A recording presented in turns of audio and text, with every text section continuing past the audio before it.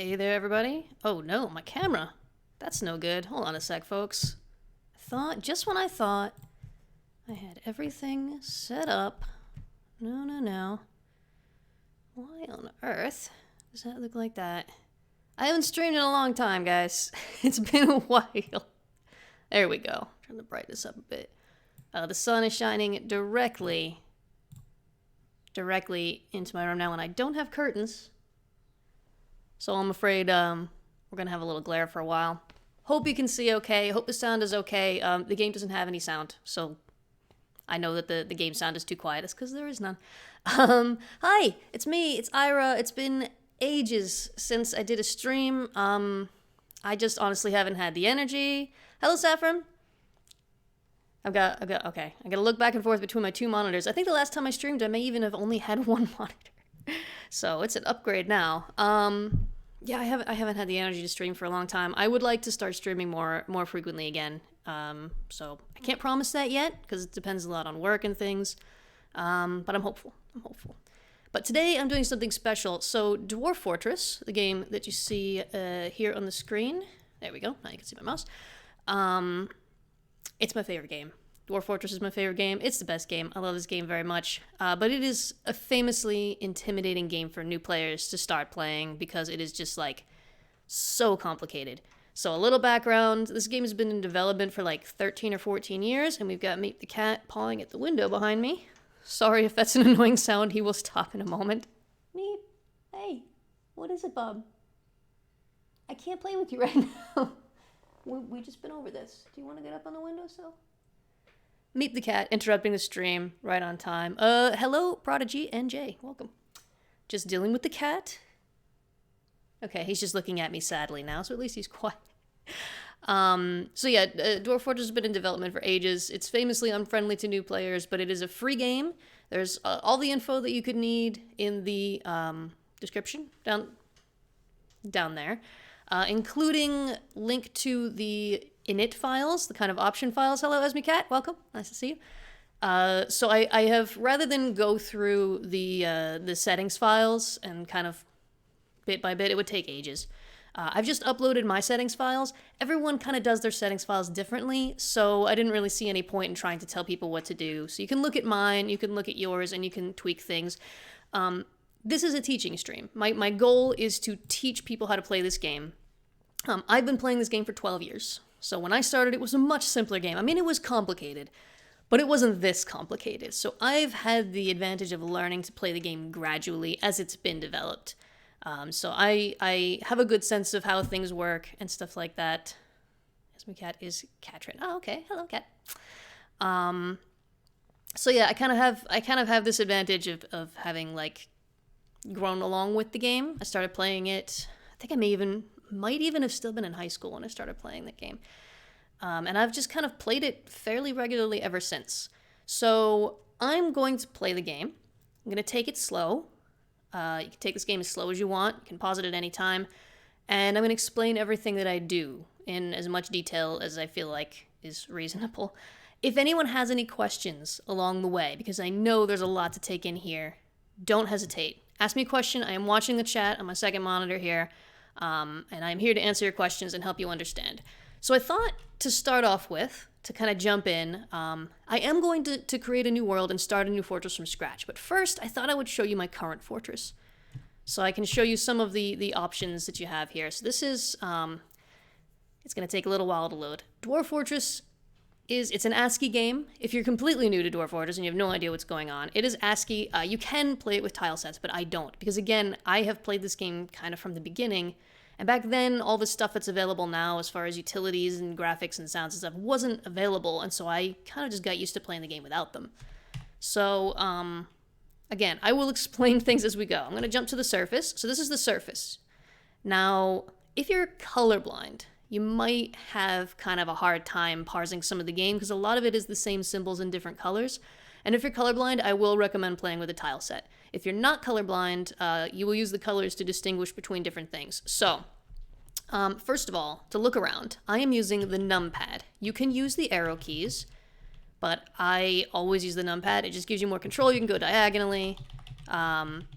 And also, it's better for menus, because a lot of menus use the plus, minus, star, / keys, which are used for mathematical functions, so they're very conveniently located on your numpad. And if you don't have a number pad, you have to, like, search for those on the keyboard. It's doable, but it's not recommended. So actually, at one point, I had a laptop that didn't have a numpad. And I went out and I bought a cheap USB keyboard to play the game with, just for Dwarf Fortress. I really, really, really prefer the numpad. So we're looking around. What is this mess that we're looking at? Okay, of course, to my eyes, it's not a mess. To look at stuff more closely, we're going to press the K key. Just pressed K. K for look. Not L for look, because L does other stuff. So K for look, and then you see there's a little yellow X there.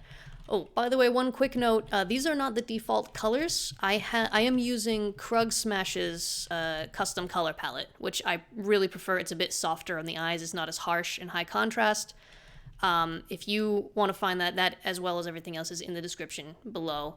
You probably have to click show more, and you'll see everything there. Krug Smash is like the premier Dwarf Fortress YouTuber, and he tells great stories with the game, and he illustrates them so that they're easier for non-players to understand. Really great, can't recommend him enough. Go watch him if you haven't, but after. So, here is the little X, which is what tile I'm looking at now. And on the right side, this is where we always get our information, this panel over here. So the tile that I'm on right now is sandy loam. That's a type of soil. So we could plant crops on there, for example. If we move around, we've got dense common reed. It's like a type of grass. We've got a rambutan tree sapling, so this is going to grow into a tree eventually. Dense cattails, papyrus sedges. I can harvest those and turn the papyrus into paper, which I can then turn into scrolls or books, and people can write on them. This game has so much to it, it's crazy. Another tree sapling, coconut palm sapling. Oh, this one's dead though. This one dies, so that's just going to kind of rot there. This right here is a lever made of microclean, which is a type of stone, which is this kind of hideous bright cyan color. This lever is hooked up to this drawbridge, which is a kumquat wood bridge. And I have a dump designated right here next to the drawbridge. And what this is for is something called a dwarven atom smasher. What happens is if you put items underneath a drawbridge, this is raised right now. When it's down, it will take up this whole area. And you hook the drawbridge up to a lever, and you pull the lever to pull the drawbridge down. It will smash all the things on those tiles, and then when you pull the drawbridge back up, they'll just be gone. Really useful for getting rid of garbage and things like corpses, which the dwarfs don't like to look at. So if you just smash them, they don't have to look at them anymore. So these are walls here. That's one thing I think everybody can probably understand fairly well at first glance. These are walls. So all these little kind of dots and stuff are usually just ground. They're just the ground. And then all the other little, these types of shapes and these kind of club shapes, clover shapes are plants of various types. So are these little quotation marks. Those are usually plants of some sort. This right here is a trade depot. Don't worry about understanding all this right now. I'm just giving you a quick look. Then we're going to start over from scratch. So don't be scared and run away just yet. This right here is water. You could probably guess that that's water. That's a brook. And, okay, so I'll close that. Here we have a dwarf. Press K again. So we can look at the dwarf with K. That's Eden Nokim Udist, who is a miller. That's not a lot of information. To look at animals and dwarfs, we press the V key. V for view, like view creature. And then we see there's a lot more information over there on the right. We see he's a novice armor user, but he's rusty, hasn't used armor in a while. Dabbling discipline, that's a military skill.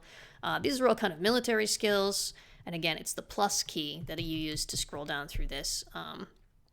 You can see he's a high master miller, very good at milling plants down into dyes or flowers or sugar or things like that. They have all these speaking and conversational skills, and then they have instruments they know how to play, and then they have poems that they know, like there's music that they know, dances they know. There's a lot. There's a lot to the game. If we go down with the greater than key, greater than for down, if you're on a QWERTY keyboard, that's shift period, and less than for up, that's, if you're on QWERTY, it's a shift comma. So we go down, this is the layer below that, we see the water comes down here, there's some little pools of water, and then these X's are stairs. We go down another level, I've got a stockpile here, I've got some animals in a room right there. We've got farms here. These are actually old farms that I've destroyed because I'm not using them anymore. And then we got the new farms over here. They're growing more plants.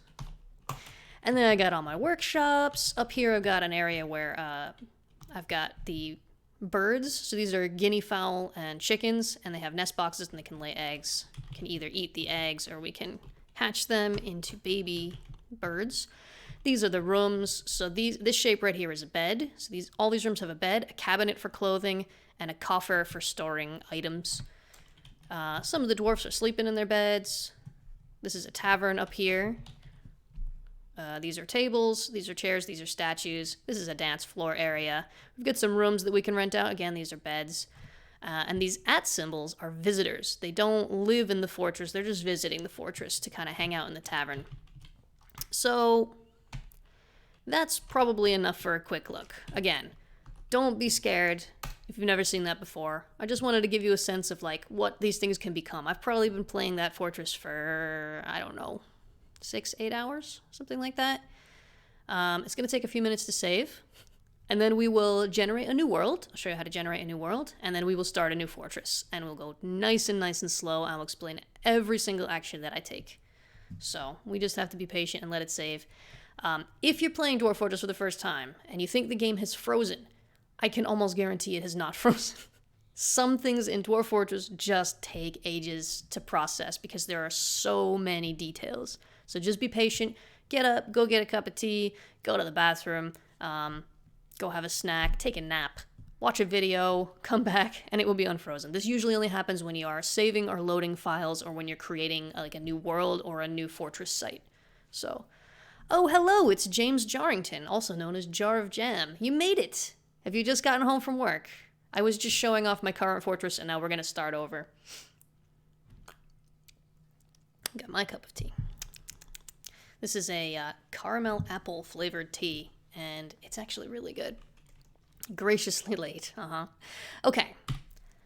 Let's get into it now. From scratch, from the start. If you are a new player, this is where you're starting off. This continue playing option won't be there if you're playing for the first time. You will have create new world or design new world with advanced parameters. Store had the most horrible queues and they didn't have tofu or noodles. What kind of store is that? Don't go there again. Absolutely not worth going to a store that doesn't sell tofu or noodles. Goodness gracious. Okay. So we can design a new world with advanced parameters, and this gives us a massive amount of control over what our world is going to wind up looking like.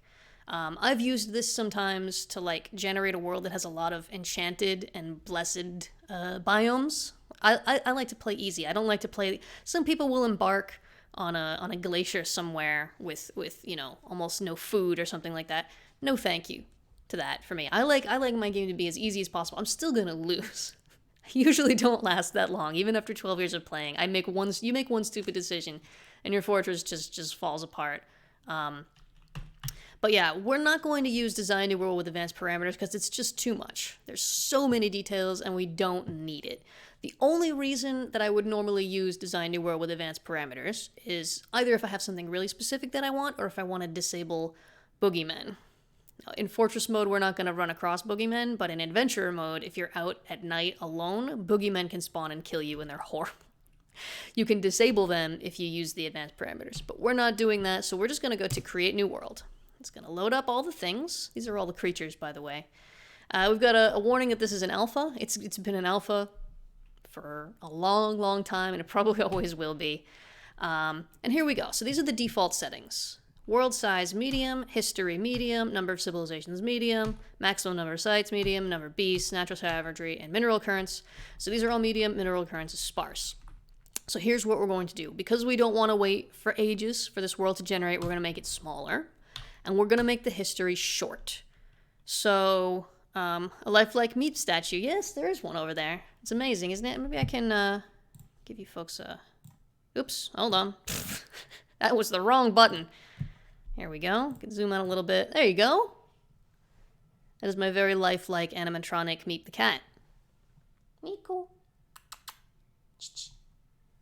There's something happening outside. Alright, anyway. Abort. Alright, I'm gonna zoom back in because there's too much glare going on behind me anyway. So, Okay, anyway, that's Meep. He's behind me. He's very displeased that I'm not playing with him right now. I promise everyone I'll play with him later. I played with him right before this for a while, and I will play with him again later. I love him very much, but I have a stream to run. Okay, so we're making a small world. Not pocket-sized worlds are teeny, teeny, tiny. Smaller, there's some things. I'm going to go for small, because then we'll have at least a few options. History, I'm going to go for short. So very short's like 5 years. Yeah, it says down here at the bottom, 5 years. Short is 125 years. Medium, this is the default, is 250 years. If you put it at medium for a small world, it might take 20 minutes to generate this. If you make a medium or a large world, you have probably an hour to wait. And if you go for long or very long, fun fact, very long used to be the default when the gamer was younger. 1050 years, it would take hours. I would have to start a world generating, get up and go make dinner, eat dinner, maybe have a shower, come back, and maybe it would be done. Cat Anna's sitting in my lap and watching me. Oh, that's adorable. Meep, you have a fan. Should I zoom back out then, so you can see him? As long as he's sitting there, you might as well get to look at him. You can't see him very well. Again, he's sitting right in the sunlight, and we don't have curtains. And even if I had curtains, I think he'd be mad at me if I closed them. He likes looking out the window. He's a cat. Hey, Bob.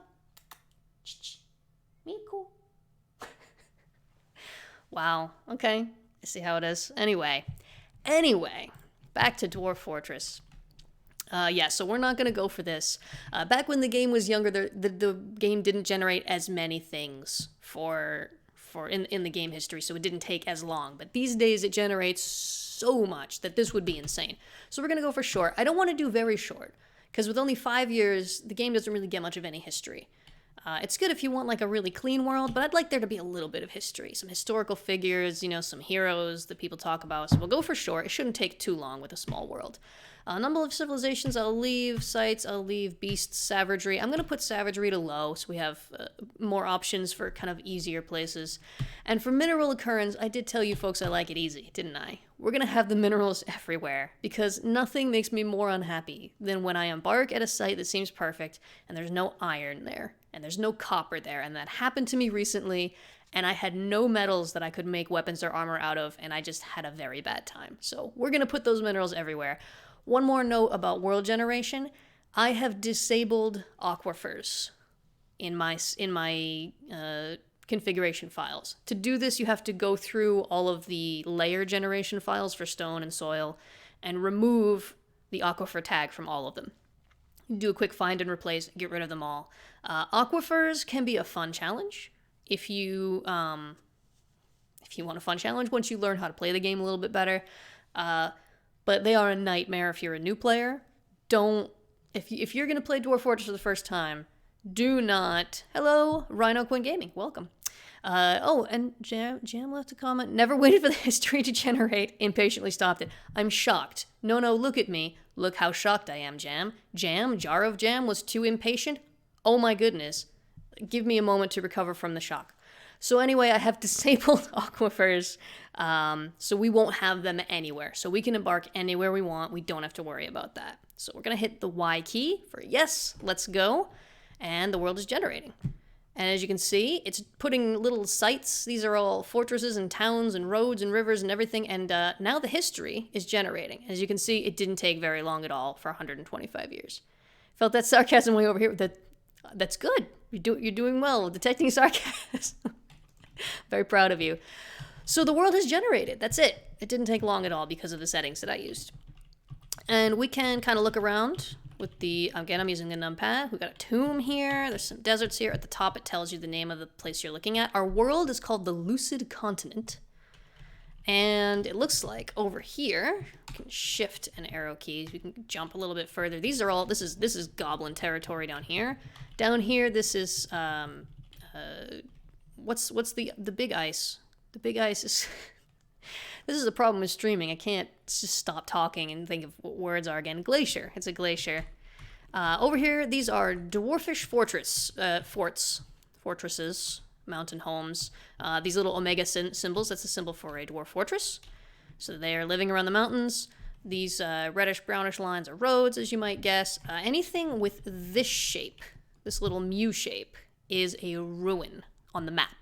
That shape will show up in other places when it'll be a crown, but on this screen, that's a map. Come on, Ira, get it together. You can do this. That's a ruin. So that is a place that during world generation fell to ruins. Very often this is because a forgotten beast took it out, or it was attacked by a were creature, or a necromancer, or something.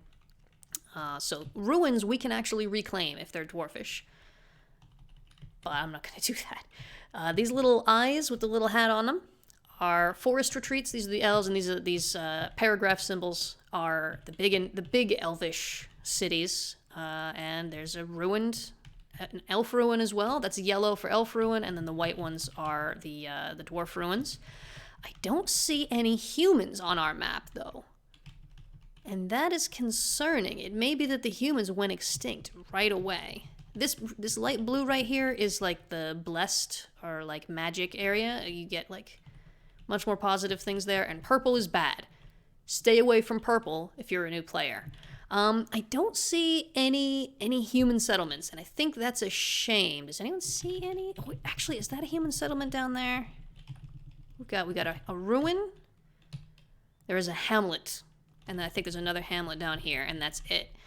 So I'm actually going to hit A for abort, and I'm going to do this over again. It didn't take long, so it shouldn't take long again. We're going to generate a new world. You can do this as many times as you want until you get a world that you're happy with. The reason I want to make sure there are plenty of humans is humans bring trade caravans, and they bring lots of good trade goods. So I want to make sure there's plenty of humans around. And 125. Again, didn't take long at all. It's lovely. I have a pretty decent computer. You would think that a game that looks like this would run on a potato, but don't try to run Dwarf Fortress on a potato. You're gonna be in trouble. So what have we got? We've got a small ocean here. We've got some dwarfs here. We've got elves scattered all around the map, and we do have a nice thriving human civilization here. These AEs, the plus signs, these are human settlements. So that's good news. So anywhere in the center of the continent here, we're likely to get trade caravans visiting from the dwarfs here, elves all over the place. Not that elves bring very much in the way of trade goods, and humans. So that's great. There are goblins down here, but not too much, and they're all way down here in the glacier area. They're living a tough life. I'm happy with this map. So the first thing I'm going to do now is press the P key. If you look down here, P is export image map, the image/info.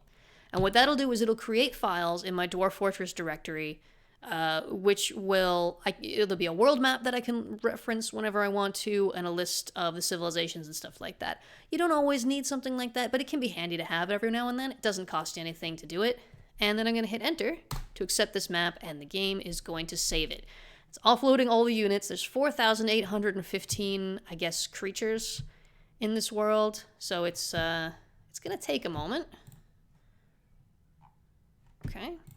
Sorry, somebody had posted a message in the Dwarf Fortress channel on my Discord. It turned out to be our very own Jar of Jam. He's looking at tile sets. There are, if you're looking at the ASCII and you're like, please, no, please, I'm allergic to ASCII, there are plenty of tile sets available now. So don't be scared away by that. So now that we have an unused world, and there's no active save in it, we have this new option called Start Playing. Hooray! I'm going to hit that. There are 3 types of game in Dwarf Fortress. The first one, the main one, is Dwarf Fortress, shockingly. Second one is Adventurer mode. Sometimes people say Adventure mode, but it is Adventurer mode, where you play an adventurer, and it's like a roguelike where you go through the world and you level up your skills and you fight monsters and you become a hero, and you die horribly in the end, almost every time. I should probably note at this point, if you're totally new and you don't know this, there is no win condition for Dwarf Fortress. You are going to lose. The only question is how long you'll survive and what ridiculous thing causes your fortress to crumble and meet its end. The last one that I lost, it was due to a were creature, a were deer. Almost any animal could be a were creature. A were deer came in. I sent all my people underground to hide from it. One of my people didn't get down in time and started fighting it and was actually winning. And I was like, maybe we can take this thing out and remove this threat to the world. And so I sent my whole army after it, and they didn't do so great. And about 3 or 4 of them got bit by the were deer, And then before I knew it, they had transformed into were-deer and basically killed almost everyone in my fortress. So that's the kind of crazy thing that happens. You make one stupid mistake and your place is gone. So don't be precious about your fortress. Go into it expecting to fail horribly and being prepared to laugh at it. Legends mode is not actually a game mode. It's just a mode where you can look through the history of the world. You can look through the characters. You can look through the heroes of the past, the monsters. You can see which civilizations have gone to war with each other, which civilizations are allies. And there is a third-party external program called Legends Viewer, and that's one of the third external tools that I will occasionally use because it lets you actually, like, see everything visually, like in a graphical form, and it's much easier to navigate rather than this. So we're not going to go into Legends mode because it'll take ages to load it and then to unload it when we're done. So we're just going to go straight into Dwarf Fortress, hit enter. It's loading the world up. I'm going to have a sip of tea. And this is time passing. In one of the more recent updates, whenever you start a new fortress or adventure game, some time passes. I think it's 2 weeks. So the world continues moving and acting and kind of the world keeps going when you're not actually actively playing. Never played Dwarf Fortress. Played a lot of RimWorld. Yes, RimWorld was inspired by Dwarf Fortress. I have not played RimWorld, mostly because I already played Dwarf Fortress. And if I started playing something like RimWorld as well, oh, and I already play Minecraft, and if I started playing RimWorld as well, I would never have any time for anything. So I've chosen not to go for RimWorld. But yeah, if you do know RimWorld, Dwarf Fortress you'll probably find is quite similar in a lot of ways. So, okay, this is the Embark screen. We now have to choose a location for our fortress. Very, very important stuff, right? This is critical. Now, where it has put us by default, this right here is the entire world condensed. Okay, so we can see the whole map from here. This is a region view, so it's zoomed in a bit more. And then this is the local area. So this whole thing, the brown squares, this whole thing is just this one tile. So if I move this one up, we get a totally different one on the left. If I move it up a bunch more, you can see the X moves up on the right as well. So where it put us by default is down here. And as you notice, there's some goblins close by, and I don't want that. I don't want to be up there. I'm going to come up, right up here into the middle of the world, right? Now, you remember I mentioned that I have removed aquifers from the game's world generation entirely. The game doesn't know what aquifers are. They're not there. Very often, you would see here on this list, you would see aquifer in a lot of these places. If you are playing the game without removing aquifers and you see aquifer and you're a new player, don't go there. Don't embark there. Pick a different spot. I'm telling you, don't do it. Okay, so I've explained these three things here. Over on the right, we have the name of the biome that we're in.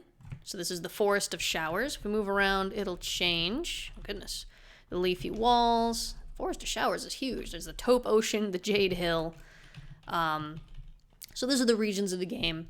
And then under that, we have information about the type of biome it is. So right here where I am, for example, it's a temperate broadleaf forest, so that'll determine the types of plants as well as the temperature and the seasons. It has a warm temperature, and I think if it's warm or hot, certainly if it's hot, and I think even if it's warm, that means that water won't freeze in the winter, which can be handy. If you have temperate or cold, then water will freeze in the winter, and if it's freezing, then it'll be frozen all the time. Trees heavily forested, yes please. We want heavily forested areas. I want lots of trees. Trees are the only material you can use to make beds. So even if you don't want to use wood for anything else, you will need wood for beds. So if you embark someplace that has no trees, you either have to trade for wood, or you have to bring some wood with you, or you have to survive without beds, which I don't recommend doing. Dwarfs get kind of cranky if they have to sleep on the hard rock floor all the time.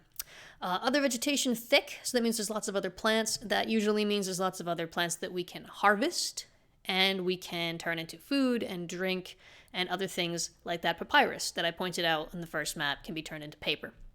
Surroundings are calm. That means there's not a lot of vicious wild beasts roaming around looking for lunch, so that's good. There's a brook in this region and it's called Crackleaps, and that's this line right here is the brook. Now these are the layers of the ground underneath us. Very, very important since we're dwarves. We're not going to be living on the surface like a bunch of humans or something. So the top layer will be clay. Clay is good because you can use clay to make pottery. Excuse me. We have very deep soil, so that means there'll be a lot of layers of soil. And layers of soil or clay or sand are good because you can farm crops on them without irrigating them. If you try to farm on stone, you have to irrigate it with water first. Oh goodness, I can't be losing my voice already.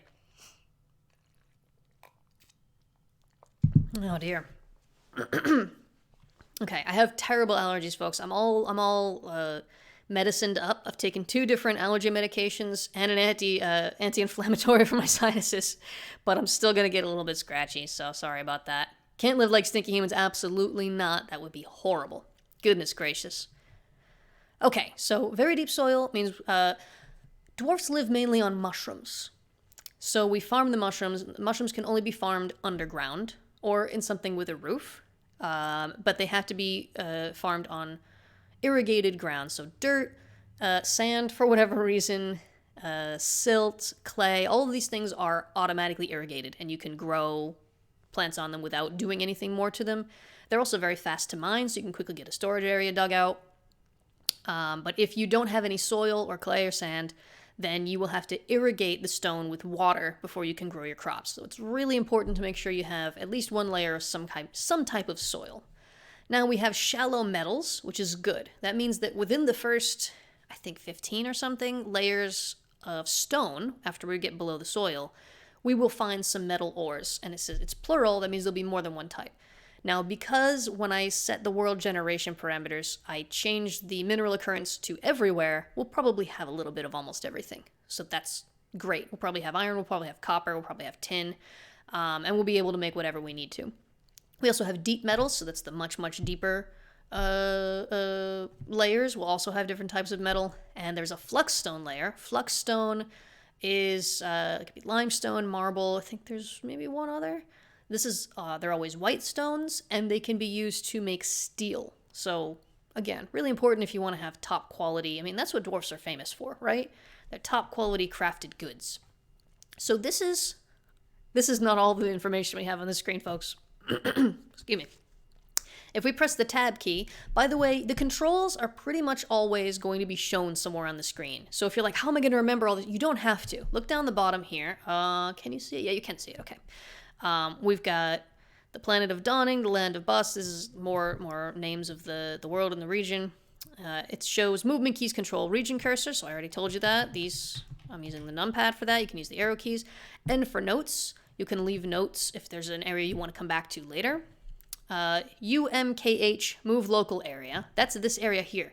So all this brown stuff is not selected. Which is this one. These keys right here, U, M, H, and K, as it says there, allow you to move that box around to choose precisely where you're going to embark. And then if you capitalize those, you can resize it. So if I held Shift U, I can make it real big, real tall. Shift M, I can make it smaller. The default is 4x4. You can change the default in the init file somewhere, or you can just move it yourself. If you have a slower computer, you probably don't want to do more than a 3x3 or maybe even a 2x2. Try it out. You'll figure it out. You'll figure out which ones you can handle and which ones you can't. Here we have F1, F2 view biome. So this is to do with this box here, just this box we have selected. There's more than one biome here. So by default, the F1 is chosen.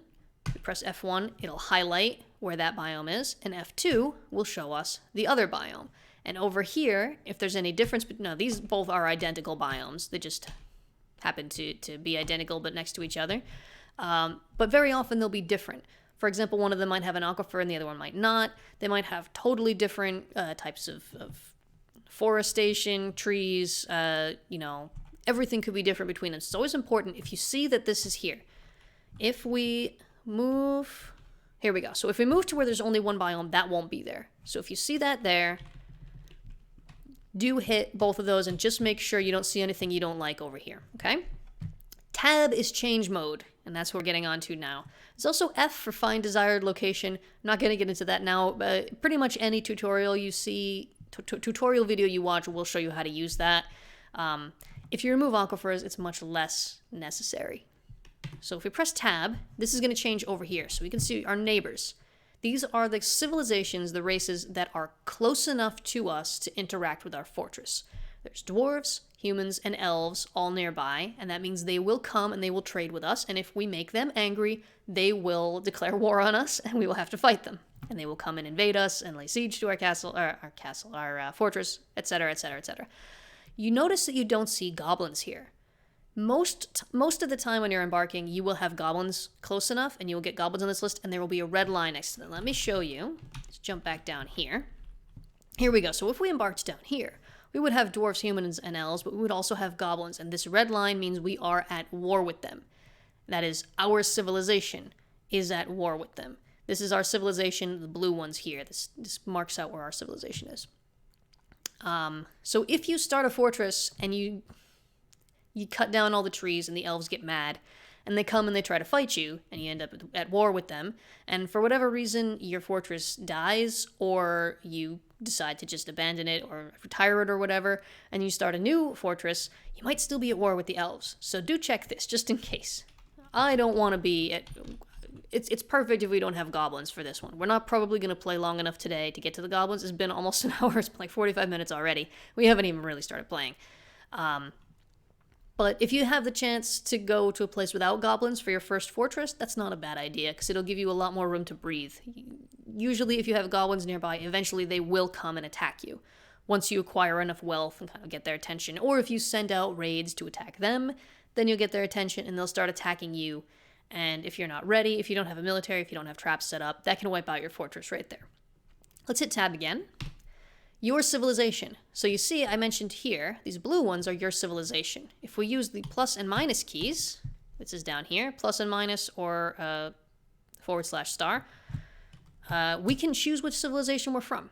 This affects things like what trade goods we have or what starting goods are available to us, but unless you've already looked up the civilizations, or you've already played as one of them and you know something specific about them, this usually doesn't matter, especially for the first game on a new world. You don't need to know anything. It doesn't matter which civilization you have. So we'll just go ahead and do the Handles of Hope. Everything is procedurally named. It's wonderful. The Handles of Hope instead of the Sack of Sacrifice, because that doesn't sound, like a good name to start with. We'll press tab again. This shows us the relative elevation, with white being high, so this is like mountains and stuff, and the blue being low, and that is where the rivers and things like that are. This one isn't as useful as the next one, which is the one that I check the most when I start playing, because, as I've said already, in case you're new here, I'm going to say it again, I like this game to be as easy as possible, and I still lose. So, I prefer flat terrain.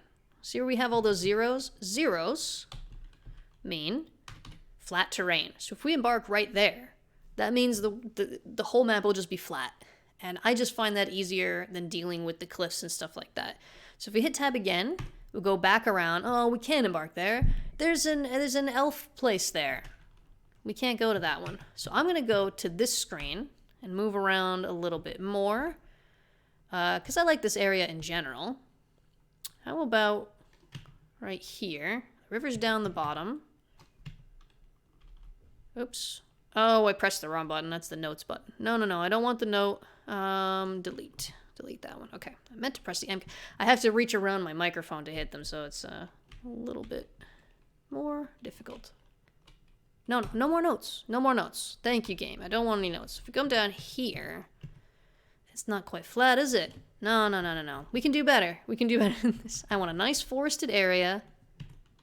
I want a stream or a river. It's always really useful to have a stream or a river, because that means you always have a source of fresh water, and then you can divert that, and you can fill up wells and things like that. So always go for that. Again, if you're starting your first fortress, don't make it too hard on yourself. It's going to be hard enough when you first start out. So we've got cliffs at the top there. Man, this is like there's a lot of elevation going on. How about this one? Here we go. This is what I'm talking about. Okay, what have we got here? We've only got one biome. We don't have that F1, F2 here. I've got a stream going through here. We've got a temperate conifer forest, warm, heavily forested, thick vegetation, calm, clay, very deep soil, shallow metals, deep metals, flux stone. That's everything we want. We've got, we do have the goblins here, but you know what? I'm going to leave that. Again, partly because we're not likely to get that far today anyway, and partly because most of the time you are going to have that. So let's have that there. Keep the same civilization, and yeah, it's pretty flat. So I'm happy with that. I am going to press the E key. See down here, E for embark.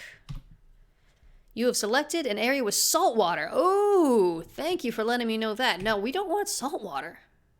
Is the river gonna be salt water though?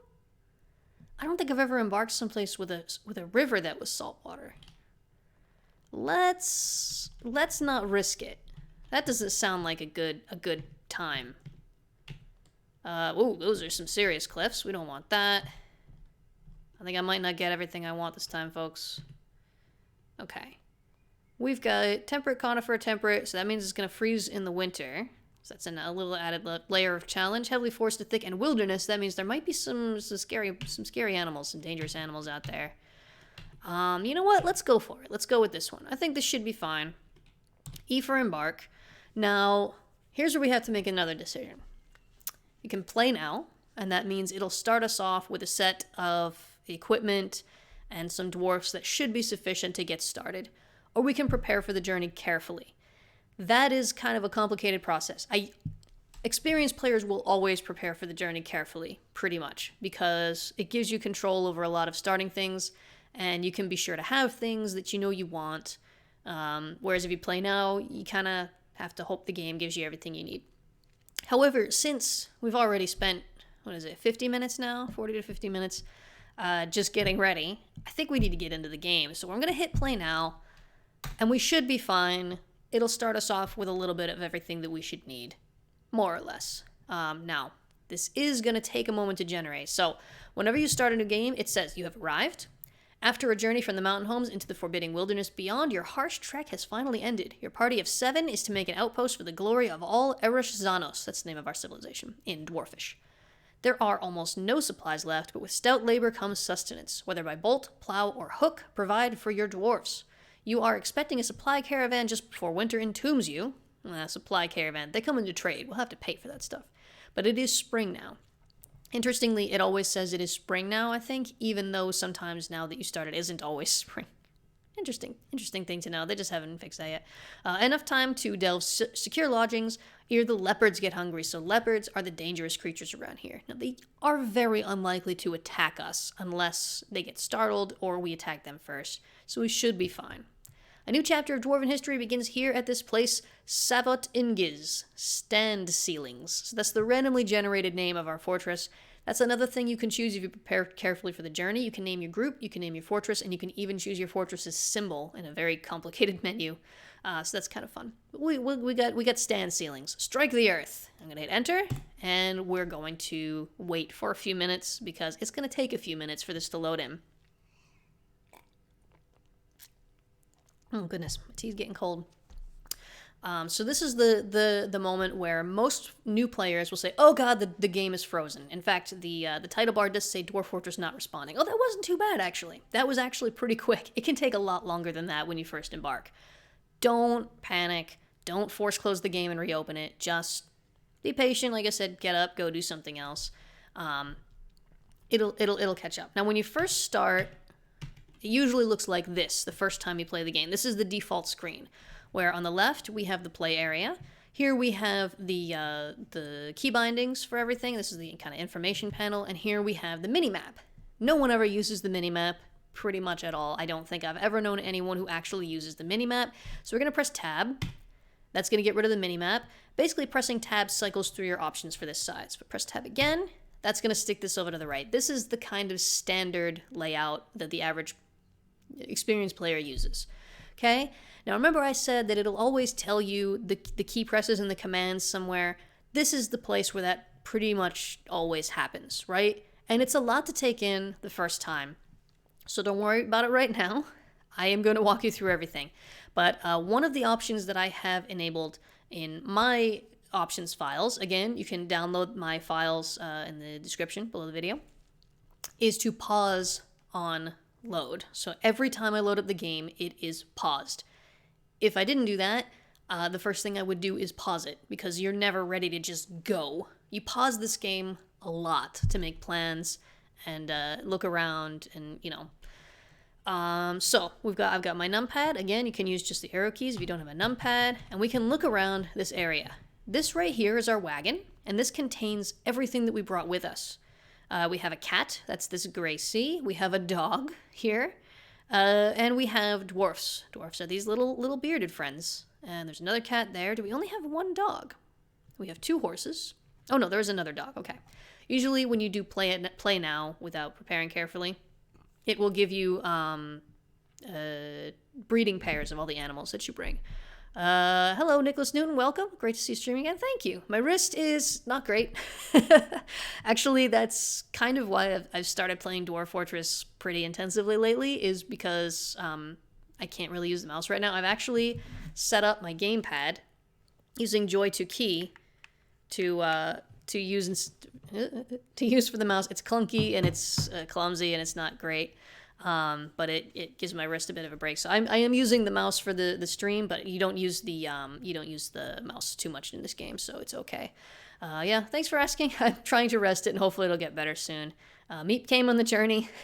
Yes, Meep came on the journey. Unfortunately, you can't name the animals. You can name the dwarfs, though. You can give them nicknames anyway. So as we look around, we have the stream coming through. You remember that from the big map. There was the stream. There's also some kind of puddles here, some little ponds and stuff. All of the brown O's are trees. These are tree trunks. These are good. We need trees to get wood. We need wood to make beds. Very, very important. Very important to have those. And these big ones here, these are also trees, actually. These are trees that have grown really large, and so the tree trunk is now a 2x2 instead of a 1. And we come over here, and we can see these are the cliffs that we talked about earlier. Remember, K button to look. Silty clay is what we have here. Silty clay and sandy clay loam. Also, if we look at the trees, we can see what type of trees they are. We got almond trees, apricot trees. Oh, this is great. Hazel trees, sand pear trees, cherry trees. Oh my goodness, we're gonna have so much food. Walnuts, we're gonna have no problems with food here. There's gonna be so much to gather outside. Okay. That's pretty much all there is to see on this layer. And as you can see, this area is pretty flat. Oh, we've got some R's here. We've got some R's over here. Now remember, K is for looking at objects, but if you want to look at creatures, you're better off pressing V for view creature. You can see these over here. Somewhere I have them. Here we go. View unit is V, and K is look. So they are all here. It's just when you're first playing, it's gonna take some time to get used to them. I know them, by instinct now. They are ravens. Okay, so they're not gonna bother us. They might spook some of the dwarfs. Dwarfs get spooked by animals really easily if they're not in the military or if they're not hunters. But they're not gonna do any damage or cause any problems. They're not gonna steal any items, which is also a bit of an issue sometimes. Sometimes you'll have animals. Kias are a big one. There's a type of flightless bird, I think, from New Zealand. If you embark in an area that has Kias, they will come and take your stuff and steal it and run off with it. So you really want to put your stuff in a secure place. Okay, so we've got this flat area, but what about looking up here in these hills? Now, if you were here at the beginning and you were paying attention, you'll remember less than, which is Shift, comma on a QWERTY keyboard, and we go up, like in your haircut. Thank you very much, Nine Runner. I appreciate that. I started cutting it myself because I got so sick of paying for hairdressers to do a bad job. I thought if I'm gonna get a bad haircut, I'm gonna give myself a bad haircut. Most of the time, it looks pretty okay. New to, yeah, it's been a little while, but it's been a while since I streamed, and it's been a while since I had a face cam. So probably it's new to most people. Brought me back to this game. I mean, I don't think there's been a time when I haven't played Dwarf Fortress for an extended period of time. Like, I've just been playing it since 2007. Oh, thank you very much, Espen Cat. Very, very nice of you. I love having short hair. I had long hair for a while, and I was like, I want to look more feminine because everybody says I should look more feminine, and I was miserable, and I hated it. Cut your hair off if you want to cut your hair off. It doesn't matter if you're a girl or a boy or neither. Just cut it off if you don't want it there. You feel so much better. Anyway, yes. So we've got... I get distracted too easily, folks. Be careful. So as we go up, we can see there's more planes of ground here, which look basically the same, but there's also, we can see the tops of the trees. How awesome is that, right? And again, if we press K to look at inanimate objects, we can see the branches and the leaves and the trunks. And some of these trees are quite likely to go up even higher. Yeah, we got some real tall trees here. goodness gracious, we got some real tall trees. Now, what if I go way up here and I'm off and I get lost? I'm like, oh man, upkeep is so much easier. Yeah, I don't do anything. Just get out of bed, wash it, and so short hair has to be less feminine. That's a whole conversation that we don't need to get into now. Many people say that, I'm afraid. But don't listen to them. It's nonsense. So, and anyway, you don't have to be feminine if you don't want to either. So let's say I got lost and I can't remember where my dwarfs are. I'm like, oh, what's going on? We have hotkeys. There are hotkeys, and hotkeys are your best friends. If you press Shift H, you will get the hotkey menu. From here, you can designate new hotkeys. You press the hotkey, F2, F3, F4. You press Z to zoom here. I'm not going to set one here because we're up in the trees, and that will be very useless. And then you can press M to rename it so you know what it is. Now, as you see, F1 is already defined to gate. When you first embark, F1 is always automatically bound to your starting point. Boom. Press F1 and we're right back here where we started. You can also look underground, but we won't be able to see very much underground. We can see the water. Oh, there's fish in the water. What kind of fish we got? What kind of fish do we got? Oh no. Oh my god, every veteran Dwarf Fortress player just had a collective heart attack right now, I think. We've got carp, folks. We've got carp. I'm pretty sure carp have been nerfed since back when they were terrifying. I don't think these will be a problem, folks. The reason I just reacted that way is there's a lot of in-jokes in Dwarf Fortress because it's evolved over so many years. There was a time when carp were a little overpowered. And the problem was you could go to a haunted biome, which is a challenge that a lot of veteran players like to take on. You go to a haunted biome and then corpses can come back to life, and you would end up with zombie carp. And they were basically unkillable, and they would just destroy entire fortresses. Like, they would come up on land, because once they're zombies, they don't need to breathe through their gills, so they can come out of the water, and they would just chase down dwarfs and kill them. So we've got carp, but these carp should be okay, I think. By the way, handy to know, if it's got this blue background here and the blue background on the name, it means it's underwater. That can be really handy if you have a dwarf somewhere you can't find them. Like, oh, they're in the water. And then below that, we can't see anything, so we haven't gone down there yet. So that's what we got so far. Okay, first steps, very first steps. Once we've looked around, what I'm going to do is I'm just going to dig a hole, and we're going to go down a couple of levels, and we're going to dig out a big area for storage and stuff like that. Now, because we did play now, we should have started with 2 miners. Now, if we hit the U key, this is another useful thing to do right at the start. Press the U key, U for units. Okay, first we will see our dwarfs. This is all our dwarfs. So we've got 1 miner. We don't have 2 miners. Ooh, I might have to designate a second miner. We have the expedition leader. The fact that they're yellow suggests they're a carpenter. We have a woodcutter, a stoneworker, a jeweler, which is totally useless to us right now, but we'll need that eventually. It's probably a crafts dwarf. And we have 2 fisher dwarfs. Now, I'm not happy about that. We'll change that in a second. However, this is not the only things on the screen. If we use the arrow keys to go left and right, we can see pets and livestock. So we do have 2 horses, 2 cats, and 2 dogs. Those are ours. Others, 40. Oh my goodness. So we've got all these ravens. We've got milkfish, we've got carp, we've got stingrays, and we've got river otters. Oh, we've got otters. Adorable. So this others screen shows all the animals and monsters nearby. It will also show invaders. If goblins come in, or, if anyone comes in with an intent to hurt us, forgotten beasts will show up here. Anything dangerous will show up on the others screen. So check that whenever you think there's something dangerous around. And then the dead and missing, but no one has gone missing or died. The year is still young. It is very likely that somebody will die pretty quickly. And that includes pets and animals. So anything that has died will show up here. That's all for this screen, except that's not all for this screen, because this is a more powerful screen than you think. Right now we only have 7 dwarfs, and they're all in one place. So we can look at them very easily. However, there will come a point where we have a lot more dwarfs than that. And maybe we have a lot of animals, and we need to find a specific one on the map. And we can do that here. So I've got one miner. I've got these two fish-related dwarfs. I don't want anybody fishing right now, especially since we do have animals in the water that might hurt them or scare them or upset them. And actually, most fortresses these days will either fall to violence or depression. So they'll either go out with a bang or a whimper. When you get dwarfs who get depressed due to negative events happening in their lives, negative thoughts that they have, then they start tantruming, they'll start fighting, and then they'll make other people unhappy, and then somebody will die, and that'll make everybody unhappy, and we get what's called a tantrum spiral, where everyone just gets too miserable to do anything, and then they all die. And it's a depressing way for your fortress to end. So I want to nip that in the bud right now. I don't want anyone going fishing now.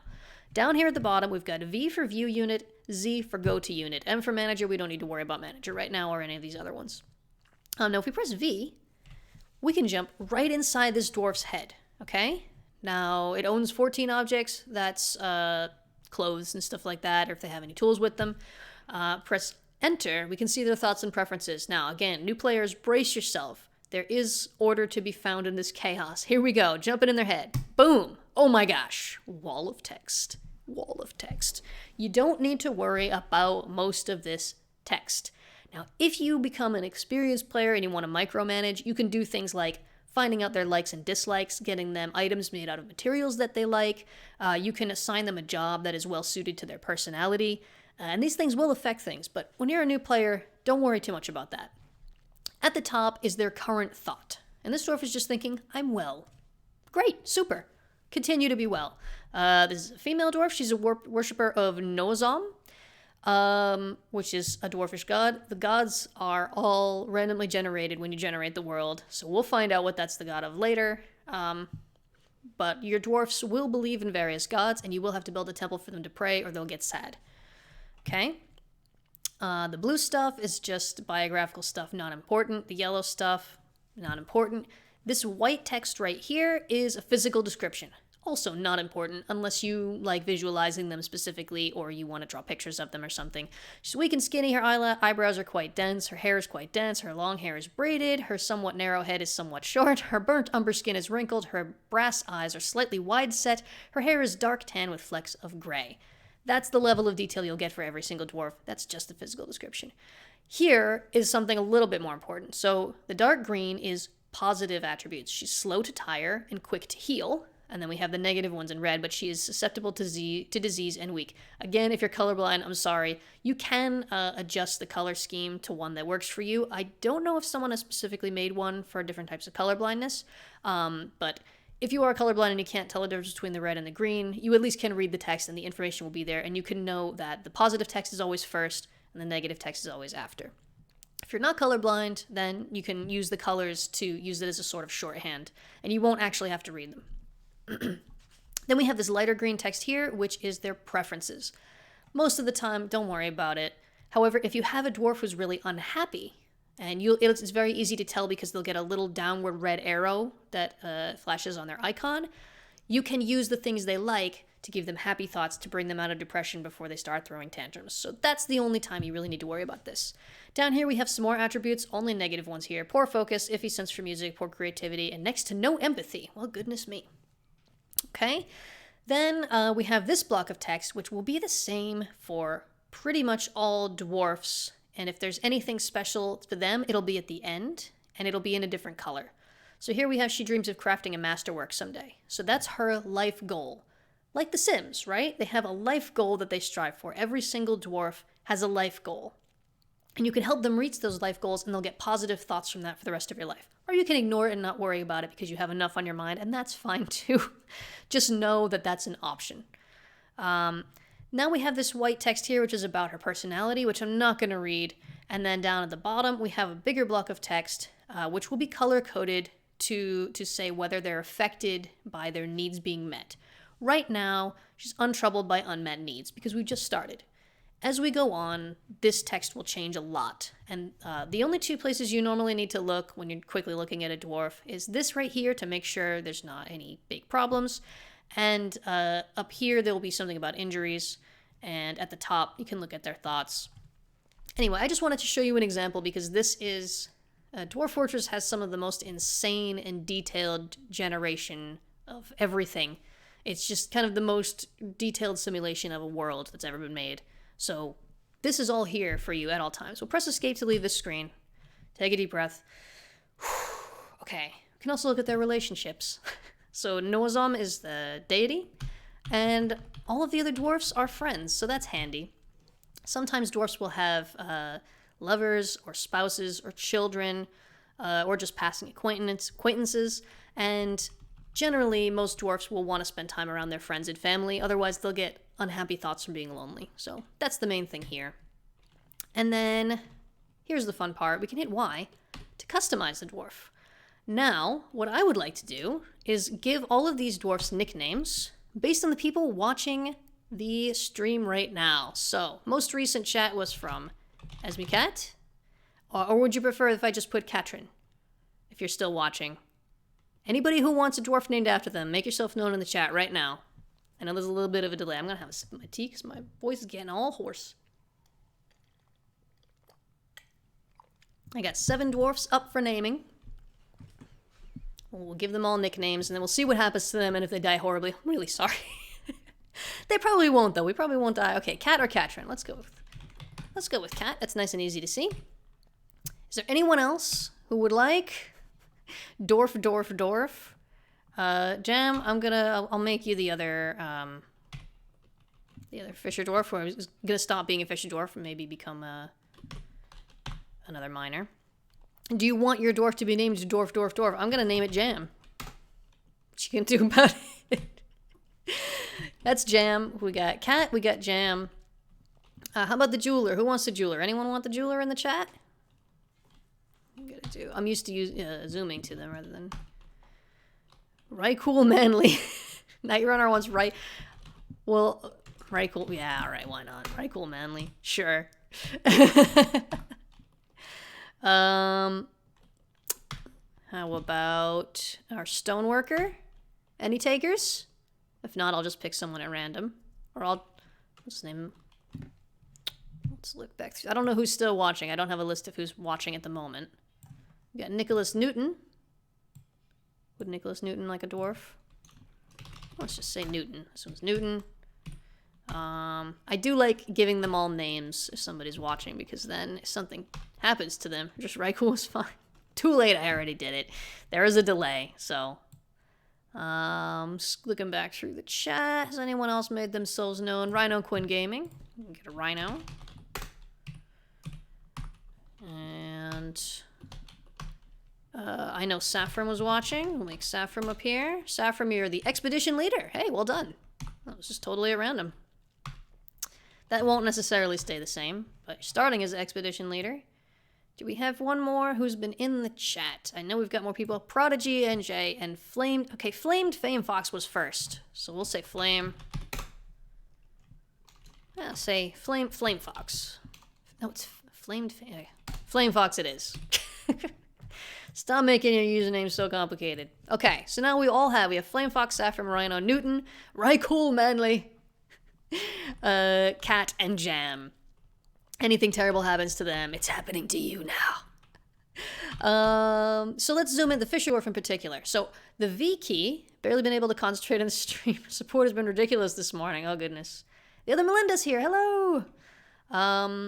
Sorry, the names have been taken, but there will be migrants eventually, and you can have your names on those. So I want to take the fishing labor off of this dwarf so they don't go and get themselves spooked and sad. So the V is view unit, right? It might be tough to see under the chat there, sorry.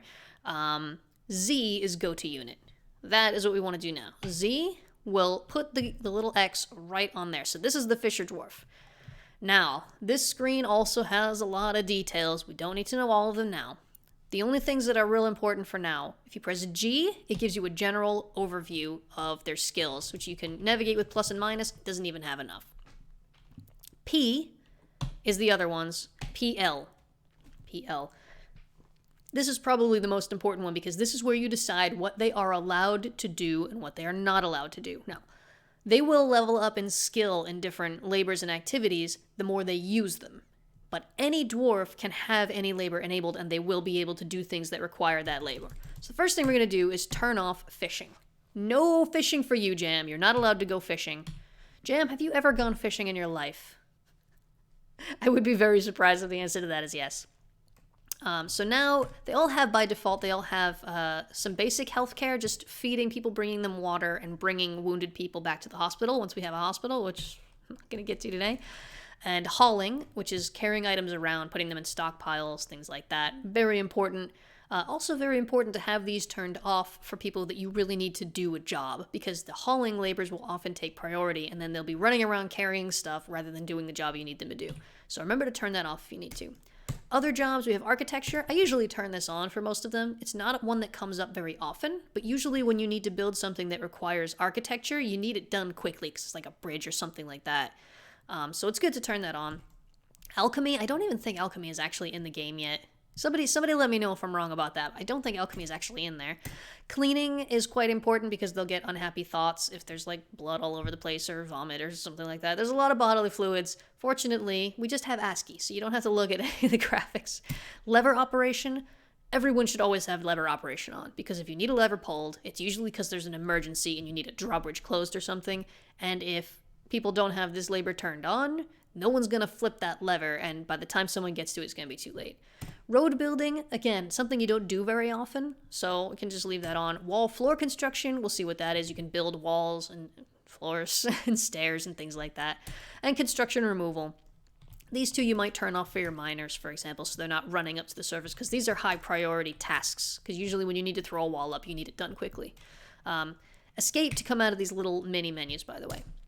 So Jam, you're going to become a miner now. Not a miner, but a miner, yep. Mine air, not mine ore. So that we have 2 miners working.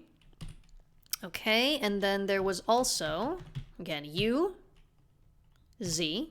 This is the other one who had fishing labors enabled. And this one's just fish cleaning, and that's actually fine. That won't bring them near the fish. It's just if someone brings a fish in, they'll clean it up and get it ready to eat, which we do want at least one person to have that labor on, so that's fine. Okay.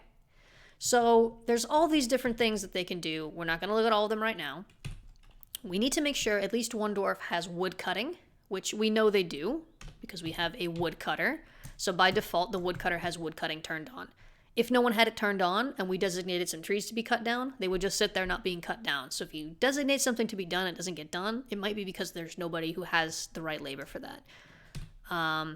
We need to make sure we have somebody to make things out of stone, which we do. We have everything we need. Okay. We can finally actually do something now. Yes! But first I'm going to take a break. I've been going for about an hour. My voice is a little hoarse. I definitely need a quick break. So just like 5-minute break. Everyone get up, get a glass of water, stretch your legs if you can, get a snack, whatever you need to do. I will be back in about 5 minutes, so don't go anywhere. I will be back. Thanks so much for being around, by the way, everyone. I'm real happy to have you here. And I'll be back in a few minutes.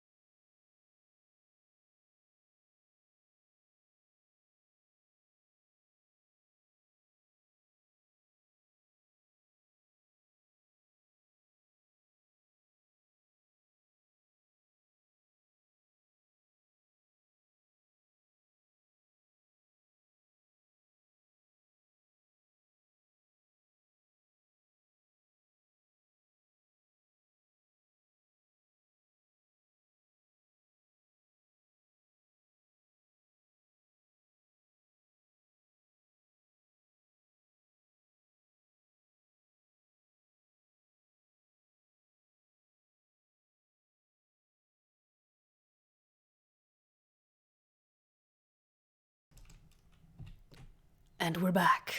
We are back. I am back. I have had some water. Hopefully my voice will be a little bit less hoarse. We'll see how long it lasts tonight. I'll go as long as I can. I've also gotten myself a new beverage. Finished my tea, got a new beverage. There's one thing you need to know about your dwarfs, if you don't know it already, and that is that all dwarfs are alcoholics. And I don't mean that in a negative way.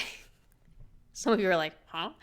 I mean alcoholic in the literal physical sense. They actually depend on alcohol to get by. Now, they won't die without alcohol, but the longer they go without alcohol, thank you, Jar of Jam, very, very good emoji pun. The longer they go without alcohol, the more unhappy they get and the slower they work. So if you force them to live for a long time with no alcohol, they will become absolutely miserable. You'll wind up with a tantrum spiral. You need to make sure that they have some kind of alcohol on hand. The good news is it's very easy as long as you don't start in a super difficult situation. It's generally very easy to keep enough booze. They will brew almost any plants into alcohol. They are masters of it, including quite a few mushrooms. So in honor of the dwarfs, I have, and because it's a nice, beautiful sunny day today, I have got a cider, an apple cider, that I have never heard of. It's a new one that I saw in the store. I was like, yeah, sure. Oh, I think my camera's reversed. It's Lisachka Jablko cider, just like a Fox apple cider. I've never had it. It was cheap. I'm going to try it out. I don't usually drink cider because it's very sweet, but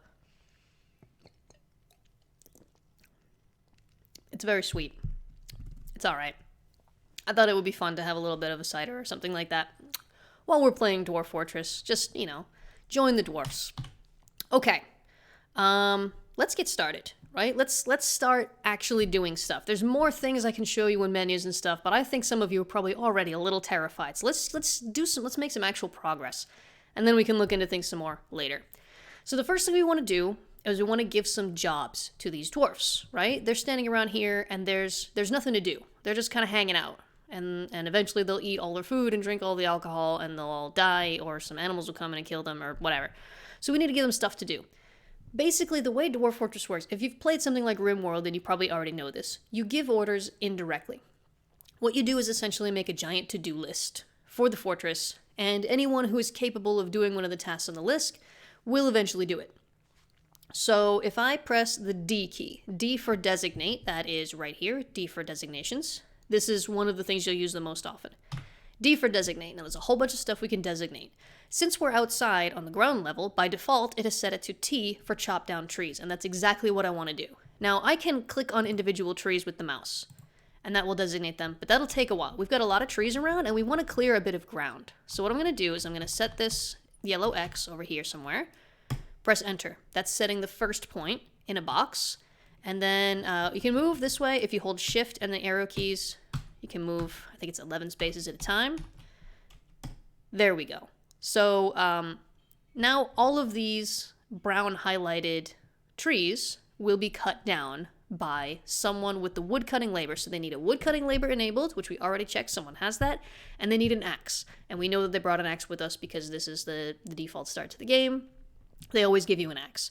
So when I unpause the game, that woodcutter, as long as he has nothing to do, and if we press that U key again, look at the unit screen, nobody has anything to do. They all have no job. So that woodcutter, so it's cool. So that's Rhino. Rhino, you will go out and cut down those trees one at a time. They'll fall down. We'll get some logs. We can use them to make stuff.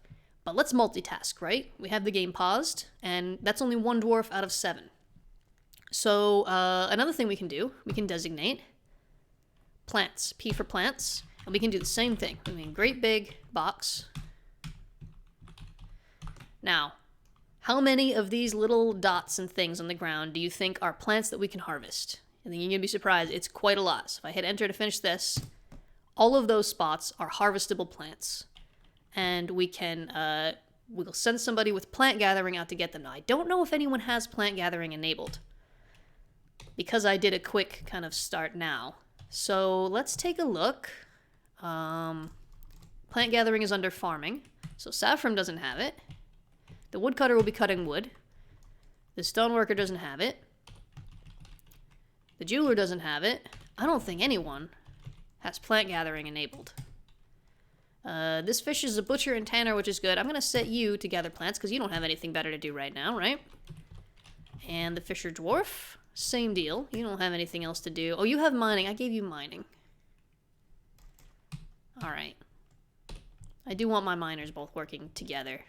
So, how about the jeweler? The jeweler can also start gathering some plants. Then we have a couple of people working on that. It's just the jeweler doesn't, there's no jewels to polish right now, right? So we'll send the jeweler to gather plants. We'll have a couple dwarfs doing that. Still got plenty of dwarfs left doing nothing, right? So what about those miners? Okay, now I don't have a cliff to dig into. I need to dig down. And now we're going to get into something that is one of the early things that trips up a lot of new players, and that is digging stairs. Should be something very simple. And I'm going to be the first to tell you, it really should be simpler than this. But this is how it is. So to dig stairs, basically every set of stairs has two layers. There's the top layer and the bottom layer, and you need both of them to connect, otherwise the stairs aren't usable. So we're on the ground level. Love picking berries. That's nice. I love picking berries too. Well, depends on the berries, right? If they get thorns, it's not so much fun. But fortunately, don't have any thorns here. Saffron's off work, setting up DF on Shadow using my settings, and probably Krug's tile set. Cool. Well, Krug Smash's set isn't actually a tile set. It's just an alternative ASCII set. So, I mean, it is kind of treated like a tile set, but it's not a graphical tile set like there are graphical tile sets where they're actual, bitmap tiles or whatever. Krug's it's very similar to mine, but a few things have been changed to make them easier for the average person to parse. So, yeah, that's also a very useful thing to do. Okay, so stairs. Designate. We're always starting with designate. Downstairs has an odd one because D is mine. D for dig, right? We can't use D for downstairs, so they have J for downstairs. I think it's just kind of a random, this key isn't used. So we have J for downstairs. We need to dig down into the ground. I usually make a 1x3 of stairs, okay? Now, if I just dig these downstairs, let's let them do it. And I think maybe that's easier. I'll just show you. So I'm going to press space. I am not using a custom ASCII set. No, this is straight up vanilla ASCII. The color scheme is Krug Smash's color scheme because I just like it, and it's easier to see when flux turns on. F.lux, if you don't know, it takes the blue light out of your monitor when the sun goes down. It's much easier to see with Krug's colors than with the default ones. So that's what I have there. But I'm not using any custom tile sets. I'm not using any custom ASCII. I am using the square font, which comes with the game, I think. So Flux is great. Yeah, I love Flux too. Okay. Folks, it's been about an hour and a half, and we're finally going to unpause the game. Rest assured, my friends, when you actually play, it won't take you this long to get to this point. Most of this time has been me explaining stuff. Also, by the way, in case you're worried, there will be a stream archive on my channel. So if you missed the beginning, or if you can't watch the rest of it and you want to go back and watch it again, it will be available as soon as YouTube's finished processing it. I'll make it publicly available, so you can go back and watch it again, okay? Pressing the space bar to unpause and watch our little dwarfs get busily to work. And there they go, and they're off. They move very, very quickly. Up in the top, FPS is at 99, 98. It will slow down eventually, but it was pretty quick. Dirt is very easy to dig into. So these greater than signs are downstairs because we press greater than to go down. Very intuitive. But if we go down a level, you'll see we just have silty clay wall. Where's our stairs? We can't go down yet because that was just the top half of the steps, okay? So what we have to do now, and actually it is good that it's this way. I know it may seem frustrating, but D for designate. Now, because we're underground, it's going to default to D for dig for mine. The flashing blue tiles are tiles where if we dig them out, water will rush in. If you have an aquifer, everything's flashing blue. Don't use an aquifer. I'll probably keep saying it. But we actually have options. So we can press U to designate upstairs. And then it will just be a single staircase that goes to this floor and stops. Or we can press I for an up-down stair. And then we can keep going down and down and down. So that's why you have to do both the top and the bottom half, so that you can have that control. And you can decide whether you want the staircase to kind of be like a winding staircase that goes down and down and down, or whether you just want to have one floor and then go. I am going to use I because I want to quickly go through all of these layers, okay? I don't want to dig in this layer because there's water everywhere and it's going to be very messy. So I'm going to go down a few layers and going to designate now, go down, and I'm just going on those same tiles, right? So if we go up and down, you can see that's the same tiles. And we'll stop there for now, and we'll see what's there, okay? So press F1 again to kind of warp back to the start here. You can also see these dwarfs are collecting plants, and no one is cutting trees down, probably because our woodcutter has plant gathering enabled. That's very not useful. No, you're a woodcutter. And actually, I think I want to make our carpenter also cut wood. We have a backup. 3 cheers for Flux, absolutely. 4 cheers, 5 cheers even, 10. Let's not stop. Let's just keep cheering for Flux. It really makes a huge difference. Okay, now this one, because, who's this? Rhino. Because Rhino now has the plant gathering labor turned off, they will stop gathering plants, instead switch to a different one that they can do, and the only other one that they can do, which has tasks set up for it, is wood cutting. So they're off cutting wood now. Before we unpause again, we look at the unit screen. The stoneworker still has no job. There's stuff to do, but the stoneworker doesn't have the labors enabled, so it can't go gather plants, they can't go cut down trees, and they can't dig. So they're just gonna stand around and relax, and that's actually fine. Where do the init files go? They go in. Let me quickly pull up my Dwarf Fortress folder, which I should have had open already. Within your Dwarf Fortress directory, there's a folder called Data. Inside that, there's a folder called Init. And in there is where you can change the colors and change the initialization options. So if you're using my files, just drop those in there and overwrite the other ones. You can back up the other ones first if you want, but it's pretty easy to change them back and forth. That's where those go. There's all kinds of options you can set up in there. Okay, so we have work to do. I'll go down. I'm going to go down to the bottom level that I've designated so I know when they're done, and press space again. That was fast. They are fast. Digging through the dirt. Sorry about the question, probably. No, not at all. Actually, I haven't answered that one. And, I mean, that's the whole point of doing this stream. If you have questions, because you're a new player and you want to learn how to play, ask me. That's why I'm doing this. I am happy to pause whatever nonsense I'm up to over here and answer your questions. That goes for everyone, not just Saffron.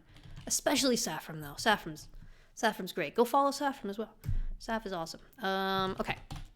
So they've finished digging out all these stairs. Now, again, if we go down another level, what do we got here? Mudstone. So actually, we have stone here. Let's go down one more level so that we have access to stone. It takes them a little bit longer to dig through stone, as you'll see. See? Oh, it's much tougher than dirt. There we go. Okay. So now we have access to mudstone. But first, I'm going to go up one more level. And using the same kind of... Is that? That's fine. We're going to dig out an area for a stockpile. Because remember what I said, there are some things that can steal your stuff out of that wagon. And we want that stuff to be safe. So, and also stuff will rot eventually, like food and stuff will rot eventually. So, we want to go down and we want to we quickly dig out a stockpile in the dirt. Now, we don't have to keep it here later. But for now, this is a good place to put a stockpile because the dirt is quick and easy to dig out. Okay? Now, by the way, handy thing to note, if you haven't noticed, up in the top right, it always says idlers, and then how many dwarfs have no job. And if this number is really, really high, you should probably be giving them something to do, or maybe you should put them in the military or something. If the number is always really, really low, it means there's a lot to do, and not enough people to do it. So, another point, again, is probably not going to come up in this stream, because we're not going to get that far today. But I have set the population cap to 50. Because I don't like micromanaging 200 dwarfs, which is the default. So I always put it to 50. So there will never be more than 50 dwarfs here. Unless they have babies. They can still have babies and then go over 50. But we will not get more than 50 migrants. Oh my goodness. They're so unskilled that even digging through the mud here. Clay, what is it? Silty clay? Silty clay loam. Takes some ages. I can jump back up to the top here. And take a look. Now you'll notice it looks different up here now. All of these things here are logs from the trees that have been cut down. Also, fun fact, this right here is mist.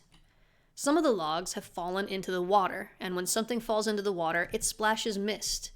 And mist is actually really good. It gives dwarfs happy thoughts to walk through a mist. So one thing you can do in a later, older fort, once people have started getting unhappy, is you can create a mist generator where you pump some water up and have it fall over a grate. And when water hits a grate, it creates mist and the water goes through the grate. And then put that in an area where dwarfs are walking through all the time, and they'll get happy thoughts from walking through the mist. It's just a fun fact. Now, what I also want to do, because going up and down like this is kind of a pain, Shift H, I'm going to set a hotkey right here. Press F2, press Z to zoom here. So you see it's turned blue and it says zoom now. That means it has a place that it goes. And press N so that I can label this so I remember what it is. Stocks. At least for now. This is the stockpiles. They're nearly done now. By the way, you may have noticed at the bottom a minute ago it said Jam has become a miner. Now, if you miss these messages, and you will because there's going to be a lot of them, you can see a log of all the messages by pressing A. Right here, first one, View Announcements. It will show you everything that has happened that has given you an announcement. So far, this is the only one. Jam has become a miner. That just means that mining is now his most developed skill. It doesn't mean that he's allowed to mine or anything like that. It just means that that's his strongest skill now. So that's how he identifies as a dwarf, is as a miner. All right, we've got some space. Huzzah. Now we need to move all of our crap out of the wagon and into the stockpile so that it will be safe. P is the hotkey. Find it in the list here so you know where to look if you need to find it later. Right here. P for stockpiles. Piles. Stockpiles. S is for something else, so they had to go with this. Now, you can see here, there's a lot of different stuff that you can set stockpiles to by default. But no one of these is going to be enough for us, so we don't want to make a ton of different stockpiles. So what we can do is press C, and we'll make a custom stockpile. And then we'll press T, and this lets us decide every little detail about what is allowed to go into this stockpile and what is not. By default, nothing is enabled because we haven't chosen anything yet. So I'm using the up and down keys to go through here, as you say here. Scroll, numpad keys. I think you can also use the arrow keys if you don't have a numpad. I want to enable animals. This means animals in cages. So if I trade for some animals and they're in a cage, we can put them in here so they don't get stolen. Food. We definitely want all the food inside right now. We don't want to leave it outside just in case a Kia or something comes by and wants to snag some of it. We need our food. Food's important. We don't have a way of getting our own food yet, at least not anything worth having. And especially the drinks, we haven't set up a way to make drinks yet. So food, very important. Furniture / siege ammo, absolutely. Press E to enable. Over here, by the way, you can change all of this stuff. The type of item, stone and clay, metal, other materials. The quality, you can have a stockpile just for your top quality stuff, a stockpile just for your low quality stuff. The micromanagement is great. Corpses, no thank you. Refuse, also no thank you. We don't want our trash or anything that might rot to be underground, because if it does, it will release a miasma, a stink cloud that will make everyone miserable. No to that, we will put those outside. Stone also, we're not going to put stone, because we will wind up with so much stone that it would fill up the entire stockpile, and there's going to be stone everywhere. We don't need to put it in a pile. Ammo, absolutely. I don't think we have any now, but if we get some. Coins, we definitely don't have some, but again.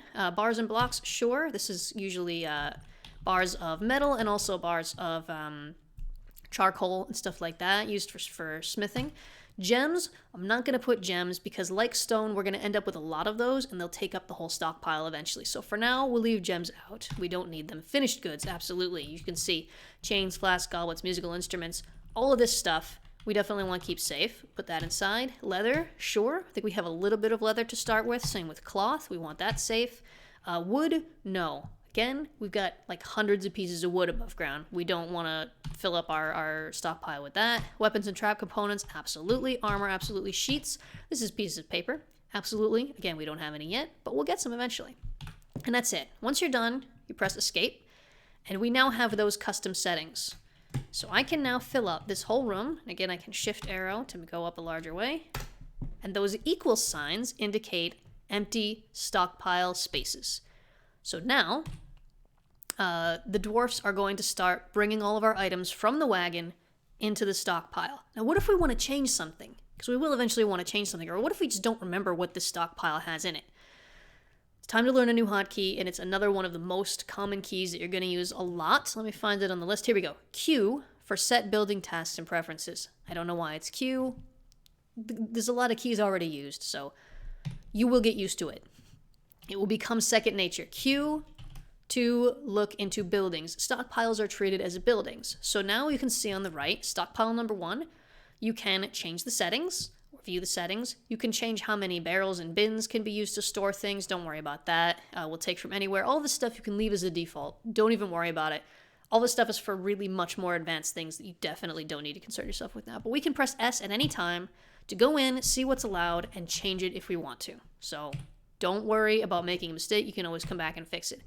Now, let's press space to unpause. And we have 3 idle dwarfs who have nothing to do. Well, they've got something to do now. Check this out. 0 idlers. If we press U for that unit screen, by the way, the game pauses whenever you're in one of these screens. Store item in stockpile.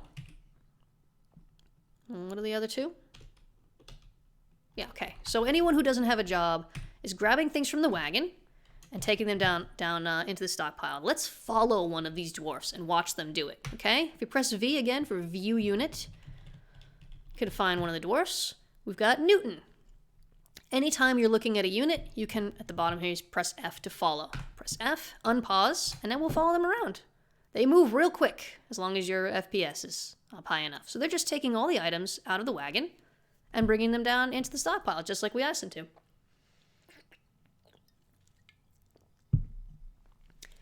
The more you play, the more you'll start to recognize all these items on site.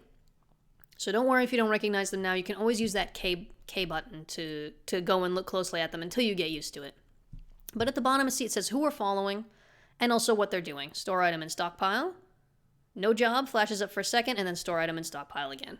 Okay, so we don't need to watch them do that. That is a refuse. Okay, time to show you the second stockpile you need to get. We'll press K.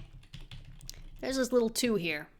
Little purple 2. You will start, if you have cats, you'll start to see them everywhere. Because cats like to hunt. Because of course they do. Cats will hunt vermin. This can be a good thing because vermin can give the dwarfs bad thoughts, but it can also be a pain in the butt because they leave the remains on the floor. And then somebody has to throw them away. And if we don't have a place to throw them away, they'll just stay there and rot. So, we've got rat remains. We need to get rid of them. F1 to go back up to the surface. As long as the trash is outside, it won't create that miasma. So you won't have that stink cloud. So we'll do, again, P for stockpile. And again, we're going to do custom stockpile. I'm going to put B for block. Oh, no, I can't. Okay, I have to disable all of them manually. Okay.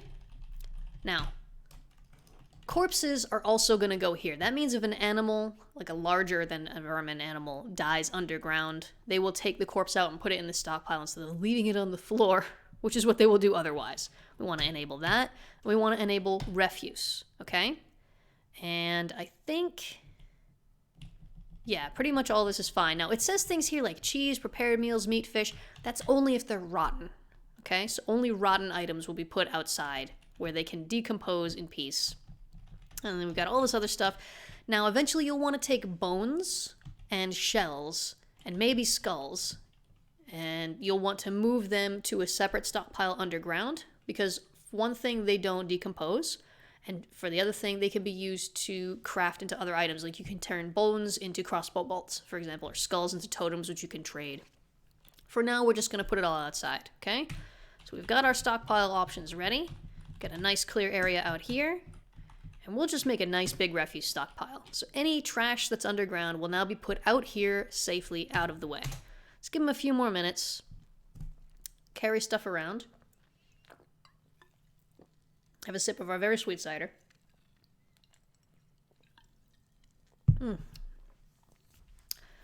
Okay, now we see... Pause again. We got 5 idlers. I've only got 7 dwarfs, so that means pretty much everyone has nothing to do.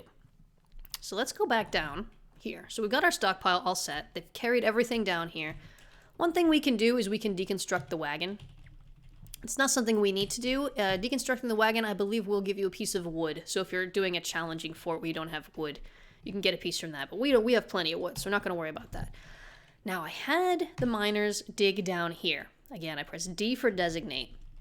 It's not enough just to have a stockpile. We need a place to live, right? So, first, I'm actually gonna have them dig out another big area down here. And this is where we're going to put our first workshops. Again, it's better to have them underground, not only to keep them out of the elements and stuff, but also because dwarfs don't like being outside. They're dwarfs, they like to be underground, and if they're outside too often, they can get negative thoughts from that. So pretty much most of the dwarfish life is going to take place underground. And it has started raining. Right there, it has started raining, and if we miss that, I can press A, view announcements. Raikul Manley has become a herbalist. Herbalist. I don't know. I'm from America, but I lived in Europe for 10 years. I don't know how to pronounce stuff anymore. So again, that just means that herbalism, plant gathering, is their strongest skill. That's all that means. And it started raining, which means everyone outside is going to be real miserable right now. So we need to hurry up and dig out some lodgings. And we have a little bit of space here. So I want to build our first workshop. The first thing I want to build is beds, because I want my dwarfs to have a place to sleep. But we don't have any beds. We didn't bring beds with us. We have wood, which is the only material you can make beds out of. So we need a carpenter's workshop to turn the wood into beds. So we're going to press, where is it? B for building.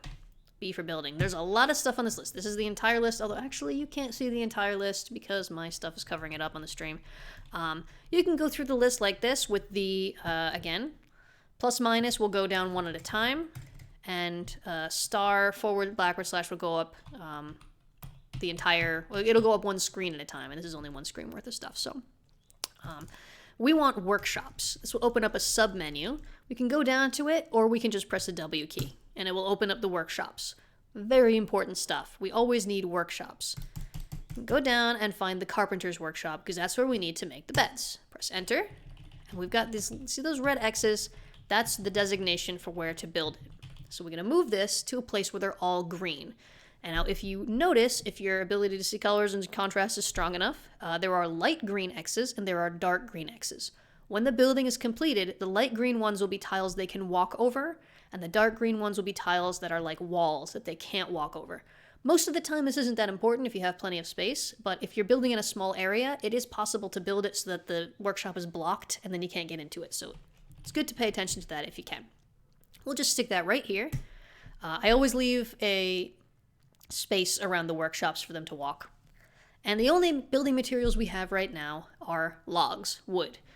Every building material available in the fortress will show up here whenever you're building a workshop or a wall or something that can take any building material. Again, use these plus minus and the star forward slash to scroll. If you want, you can choose exactly what type of wood or what type of stone you want used. It doesn't matter if it's wood, unless you're looking for a preference because a dwarf is unhappy and they want something made out of a specific material. Not important for beginners. You can also press X to expand and contract. Now you see we have 92 large logs. If I press X, it's going to show each and every log individually. We don't need to do that. Absolutely not important. Just know that that's there in case you're looking for a specific item eventually. For this, we're just going to pick it'll put them in order of what's closest. The closest is large logs. That's fine with me. Press enter. And that's designated here. So again, this has been added to the fortress's to-do list, and we need someone to come and build it. So I press escape until I'm out of there, and then I press Q. Remember, Q is how we looked into the stockpile. Q is how we look into these buildings. And if we hover over that, it'll show us waiting for construction. Carpenter's workshop, waiting for construction, needs carpentry. Construction inactive. Needs carpentry means we need a dwarf that has the carpentry skill enabled, carpentry labor enabled, to build it. Construction inactive means there's no one working on it right now. That's because we've got the game paused, right? So they haven't had time to start working on it. Once I unpause the game, and then I can go back in, that has disappeared. That means someone is working on it now. So the carpenter is now up above ground. In fact, if we press the U key to look at the units, we can find construct building. That's Saffron. Saf, you're building a carpenter's workshop. Can press Z to go to the unit. We can even follow him and watch him do it. He's getting the log. He's going down. He's building the workshop, and doesn't take long at all, and it's done. Super. Now, we can use Q again. Remember, you're going to use Q all the time, so you'll get used to that awkward button very, very quickly. Go to Q, go into the carpenter's workshop, and now we have a completed workshop ready to go, ready to build stuff. Yes. Time to make some beds, okay? So we look over here, and there's no tasks queued up to be done because we haven't added any. Press the A button to add a new task. This is everything we can make out of wood. Anything that is red means we're missing materials, so we can't make a display case right now. That's fine, we don't need a display case, we need a bed. So we can find bed in the list. It's a long list, right? If you know the game very well, you can just press B because you know that B is bed, but it's not always that intuitive, so it'll probably take you a long time to remember and memorize all of the keys. Don't worry about it. Take your time, you have all the time in the world. Whenever you're in a menu like this, the game is paused. So we're going to construct a bed. That'll make 1 bed, okay? Every dwarf needs their own bed, though. So we want 7 beds. So I'm going to keep... It'll stay on the last one that was highlighted. So that's 4, 5, 6, 7. 7 beds for 7 dwarfs, okay? Now I'm going to leave. Now here it says Profile Requires Manager. Don't worry about that. That's a more advanced thing that maybe we'll get to in another stream, but probably not today. So, space to resume. And as we watch, he's already coming down. Saf is building us some beds. While he's doing that, let's build another workshop. Let's build a mason's workshop. Masons make things out of stone. And stone, right now wood is our most abundant material, but usually stone is your most abundant material, so it's good to have a mason's workshop. Eventually you'll probably want a whole bunch of them. Let's build the mason's workshop here, and larch logs are closest, we'll do that. So while the carpenter, Saffron, is working on this, the mason, which is Newton will be working on getting the mason's workshop up and running. He's building, and done. Now, we can add jobs to the mason's workshop. So again, remember, Q to look at the buildings, hover over the one you want, add a new task.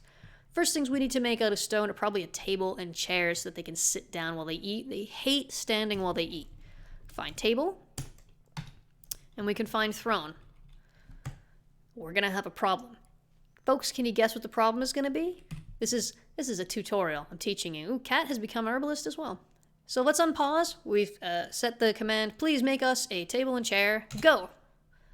Oh, we've got a red notification. Red notifications are gonna come up all the time. Sometimes they're a real pain in the butt. Red notifications mean something has gone wrong, okay? Shockingly. So, we need to take a closer look at that. It's already gone. Press A, look through the list. Ushat Newton Dodokust, stoneworker, cancels construct rock table, colon, and then the reason, needs non-economic hard rock. So what he's saying is you don't have materials available. When the carpenter is making the beds, the carpenter, unless we've specifically told them which ones to use, which you can do, but it's more advanced, it's just going to take the nearest logs, okay? Same thing with the mason, they're just going to take the nearest stone. Unfortunately, we don't have any stone, right? The only stone we've dug out is right here, and there's no rocks there. They dug out the staircases, but they didn't actually get any boulders that can be used to craft things. So what we're going to have to do is we're going to have to wait for the miners to finish this. We don't have to wait, but I'm going to wait so that we make sure we get this room all set up so we can use it. And then we're going to send our miners down to dig out the stone. Cancel the throne as well. So if we look at the workshop now, those work orders are gone. They've been canceled. We will have to put them in again if we want them to make them. So now that the miners are free, I'm going to send them down here. I'm going to carve out a hallway from the stone, okay? That's just a long 3 by however many hallway. It's going to take them a few minutes, right? Stone takes a lot longer to dig out. But look at that, we've already got our first piece of stone. That's mudstone. A real lovely type of stone, right? They've got mudstone. The more talented, the more skilled the miners are, the more likely the chance that they will get the material that they're trying to mine out. When they first start, they're not going to get that much. And if we look at them, now remember, PL is to look at the labors. Send an it question here. You can ask me here, that's fine. Don't worry about it. That's what this stream is for. While you're typing it out, I will remind you, so PL to look at the labors, so we can change what they're allowed to do. G to look at their skills. We can see that this is a skilled miner, and Jam is an adequate miner. Jam, you're just all right. I'm sorry. Jam's just all right. Flame Fox is skilled. What you want is legendary, and they will eventually become legendary miners. Miners tend to skill up very quickly. End up having to install Krug's Dwarf Fortress to get things working the way you wanted. Edit out aquifers from the raw text files. Nice. That's actually a more advanced thing to do. What other changes did I make? Oh, okay. Actually, that's not a bad idea. Let me, let's dig this out and we'll set up the masons, and then we'll take a pause and I will open up my init files so that I can explain what I've changed. And actually we can put that on the screen. I thought about putting that at the start of the stream, but I thought probably people would be coming later and they would miss that anyway. So I thought I wouldn't bother with that, but if somebody needs that, then let's do that. Let's do that. All right, we got a bit of stone. You'll notice, by the way, this place is filling up with plants. This place is filling up with plants. We got garden cress. We've got quinoa. Mmm, delicious. Garden cress, lots of cress. Spelt. Tons of stuff here. Okay. We'll go back into the workshop. Again, throne, table. We want at least one of each so we can make a little dining room. We'll resume, and now we'll watch as the stonemason, whenever you're ready, grabs a piece of stone. But whenever you're ready, there we go. They're bringing the stone in. Stone is heavy, so you will notice the mason is moving slower. And they started making that. Okay, let's take a moment here, because I think this will be useful to more than just you, Saffron. So I'm going to open up the init file, and let's change my OBS to Notepad. There we go. I don't know how well you'll be able to see this. Can I? Give me just a second. I'll make the font a little bit bigger. I think I can do that, right? Isn't there a way to change the text size in Notepad? Here we go. Font. Just make this a bit bigger so everybody can see. Is that big enough for everyone to see? I hope so. So the init file and the dinit file need to be changed before you launch the game. They will be read when the game launches, and then they won't be read anymore until you relaunch the game. So if you make changes, make sure you do it before you launch the game, okay? So for new players, I'm going to explain what changes I've made and what all of these things do, okay? Most of it is pretty easy to figure out, even if you're new, because there's a lot of comments in here.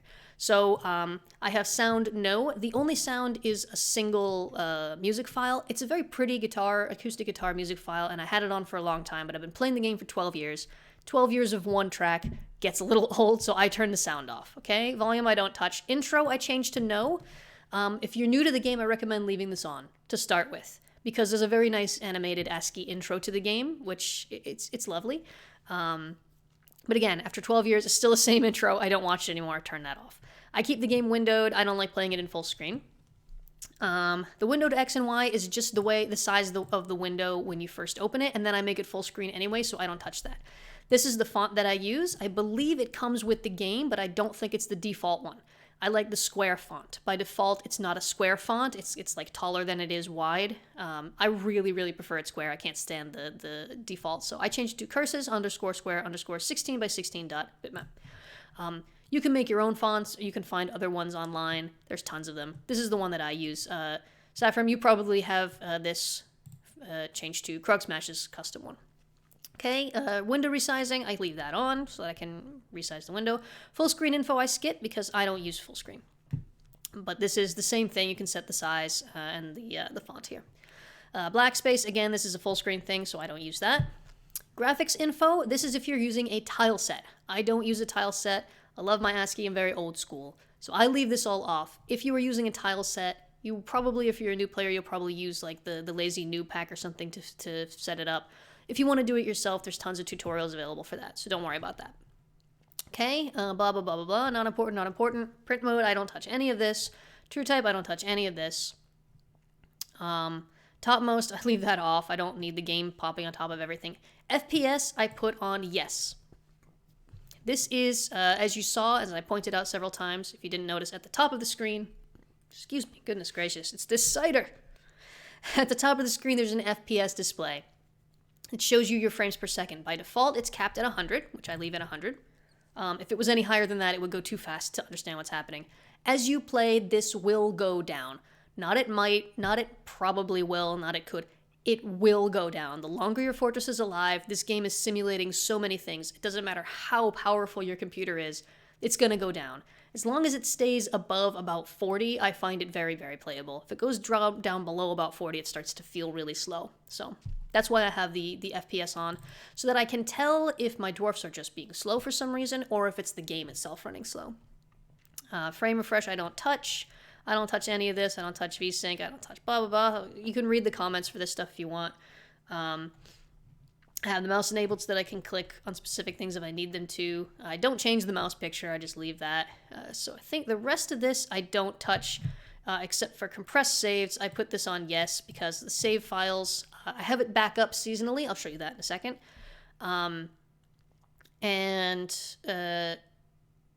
Yeah, they start taking up a lot of space on the hard drive after a while, so I have them compressed. You can turn that off. So that's the init file. Again, this is in your Dwarf Fortress directory, then data, then init. The other file that I make a lot of changes to is the dinit file, which I will just need to set up. Just give me one moment. Change that in OBS to the other one. Dinit, okay. There we go. Okay. So this is the other set of options. There's two sets of options. The first one is kind of for the program itself. The second is for the gameplay. This is d_init, like dwarf init. So this is specific to Fortress mode. Autosave I set to seasonal because I haven't had the game actually crash in a really long time, but in the past it has happened. I'm sure it will happen again. And I don't like losing my progress, so I have it save every time we get to a new season. I also have it automatically back up every time. This takes a little bit longer, but it's worth it to me. I also have it pause after the autosave, so I have that set to yes. Also, initial save, yes, so that means when I first embark on my fortress, it immediately creates a backup save, so I don't lose it in case something goes wrong. Pause on load, I actually mentioned this earlier. I always set this to yes, because otherwise the first thing you do is pause anyways to get your bearings. So always pause on load. Embark warning, always no. This is probably not very important. Basically, it has the game ask you to confirm before you embark when you're starting a new fortress. Post prepare embark confirmation, yeah, don't worry about that right now. Show embark tunnel find not important.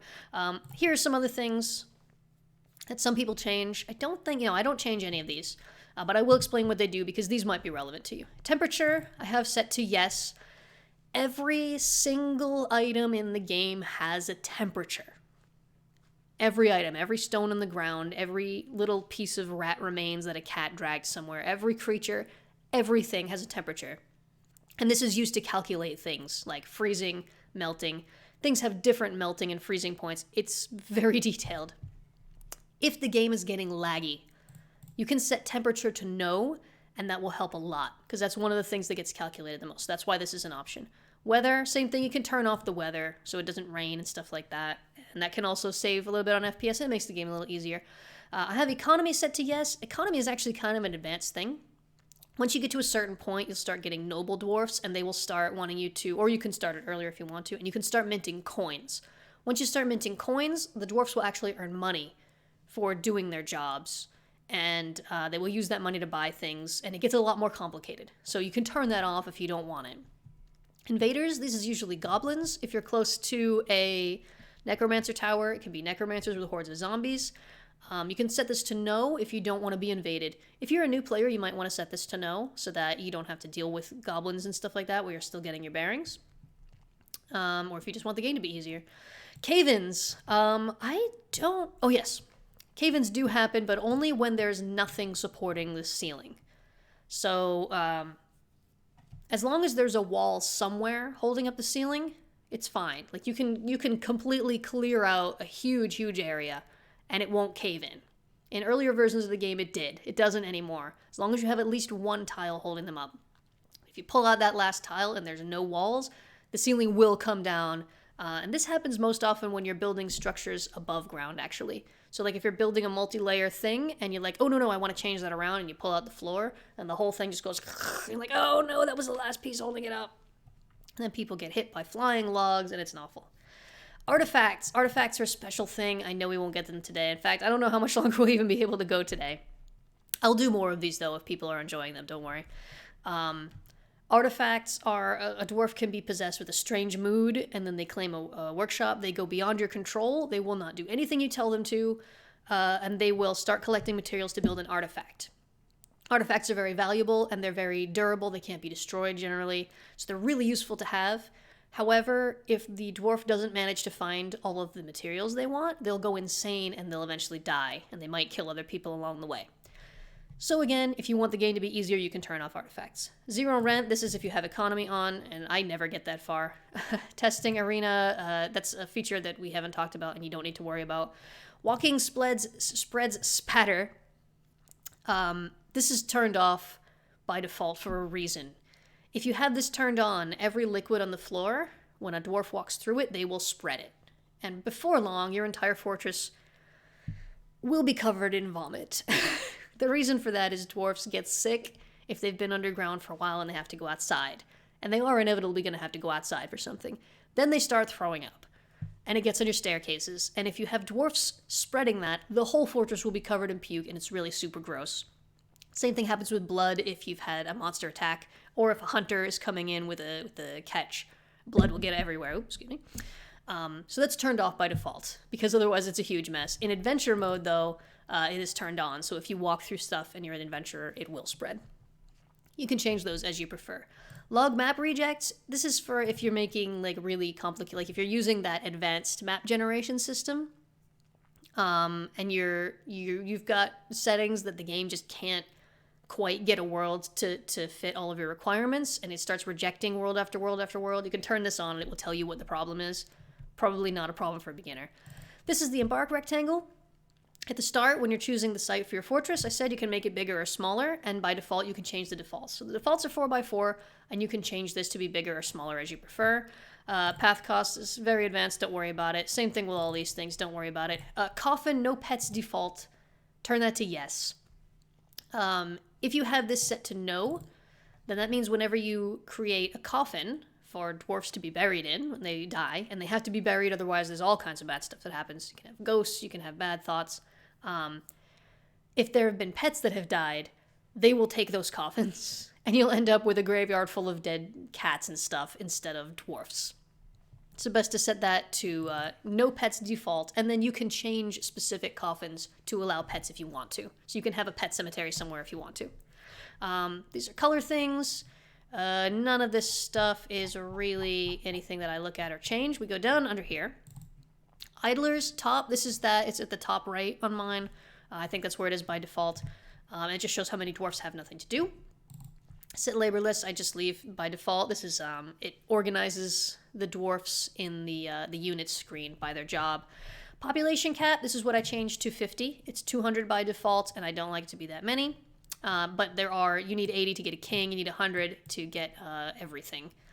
So, strict population cap is the absolute maximum, and that means if you are over this number, you can't have babies anymore. So if I have 50 dwarfs, they can still have babies. So the population will still go up. If I set this to 50, they won't even have babies then. I leave that on because why not? Baby and child cap, pretty self-explanatory. Visitor cap, 20. Invasion soldier caps, this is the most soldiers that will invade you if you're at war. Invasion monster cap, same thing with monsters. Seed caps, again, don't worry too much about this stuff. If you don't like all the little symbols, this is actually something that new players might like, although if you start with this turned to no, you'll probably want to keep it that way forever because you'll never get used to it. Those varied ground tiles, the commas and apostrophes and all this stuff on the ground, you can change this to no and they'll all just be dots. And it's a little bit smoother and cleaner and probably easier to look at. So if you're having trouble parsing that, you can set that to no and it will be a little bit cleaner looking. I don't like it that way because it's not as interesting to look at. Don't worry about this. Don't worry about this. I always show flow amounts. That's the water. So you may have seen the water had numbers and they were all 7 because that means their maximum depth. If you have this turned off, you can't tell how deep the water is. And it's important to know how deep the water is because the water is, I think, up to 2 deep. Dwarfs can wade through it. If it's over that, then they would swim. So it's important. This is just default. I haven't changed any of this. And I think the only other thing that I change is the nickname. I've set the nicknames to centralize. You can also have it replace their first name or replace their entire name. I like it in the middle. I like to keep the dwarf's original name around it. Same thing with adventure mode. and Legends mode. And that's it. So, I hope I've explained all of those. If you have any other questions, please let me know, and I will do my best to answer them. Meanwhile, we can jump back to the fortress. I can close these. How does that look? That looks good. Okay. What time is... Oh my goodness, been going for 2 hours. Okay. I want to show you, I think, one more thing, and then I'm probably going to have to call it because my throat is just getting way too scratchy. But if people liked this and if this has been helpful, I will absolutely do this again sometime soon. I love playing Dwarf Fortress, so I don't mind playing it on a stream. And I do want to stream other games soon as well. I think I'm getting to a point where I can probably do that soon. So, we hit Q and look inside this workshop. Remember, we designated 7 beds. We ordered 7 beds here. And there's only 4 now, which means the carpenter has built 3 beds. And in fact, we can see them here in the stockpile. Press K, I'll show you. It's this one right here.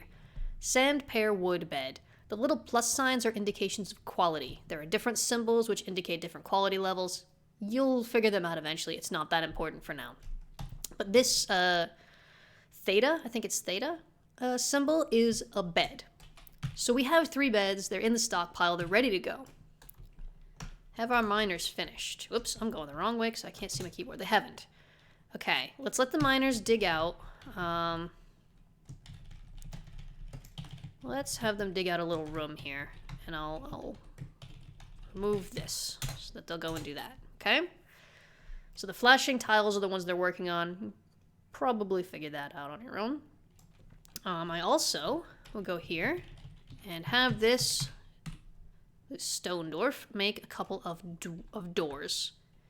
Doors are important for sectioning off spaces. They're important for stopping monsters and stuff like that. And they're very important for designating rooms. So we always want to have doors. Doors are also very important for controlling the movement of animals. You can have doors that dwarfs can go through, but animals can't. Oh, what are you folks doing? Are they going to sleep? Oh, they're going to drink. They got thirsty. They went to drink. They'll come back when they have their drink. They're off drinking some wine. Here we go. It started flashing. They're coming back. There's a cat following them around, which is pretty adorable. The cats will follow dwarfs around. They very much act like cats. Okay. Dugout. Now, we crafted some beds.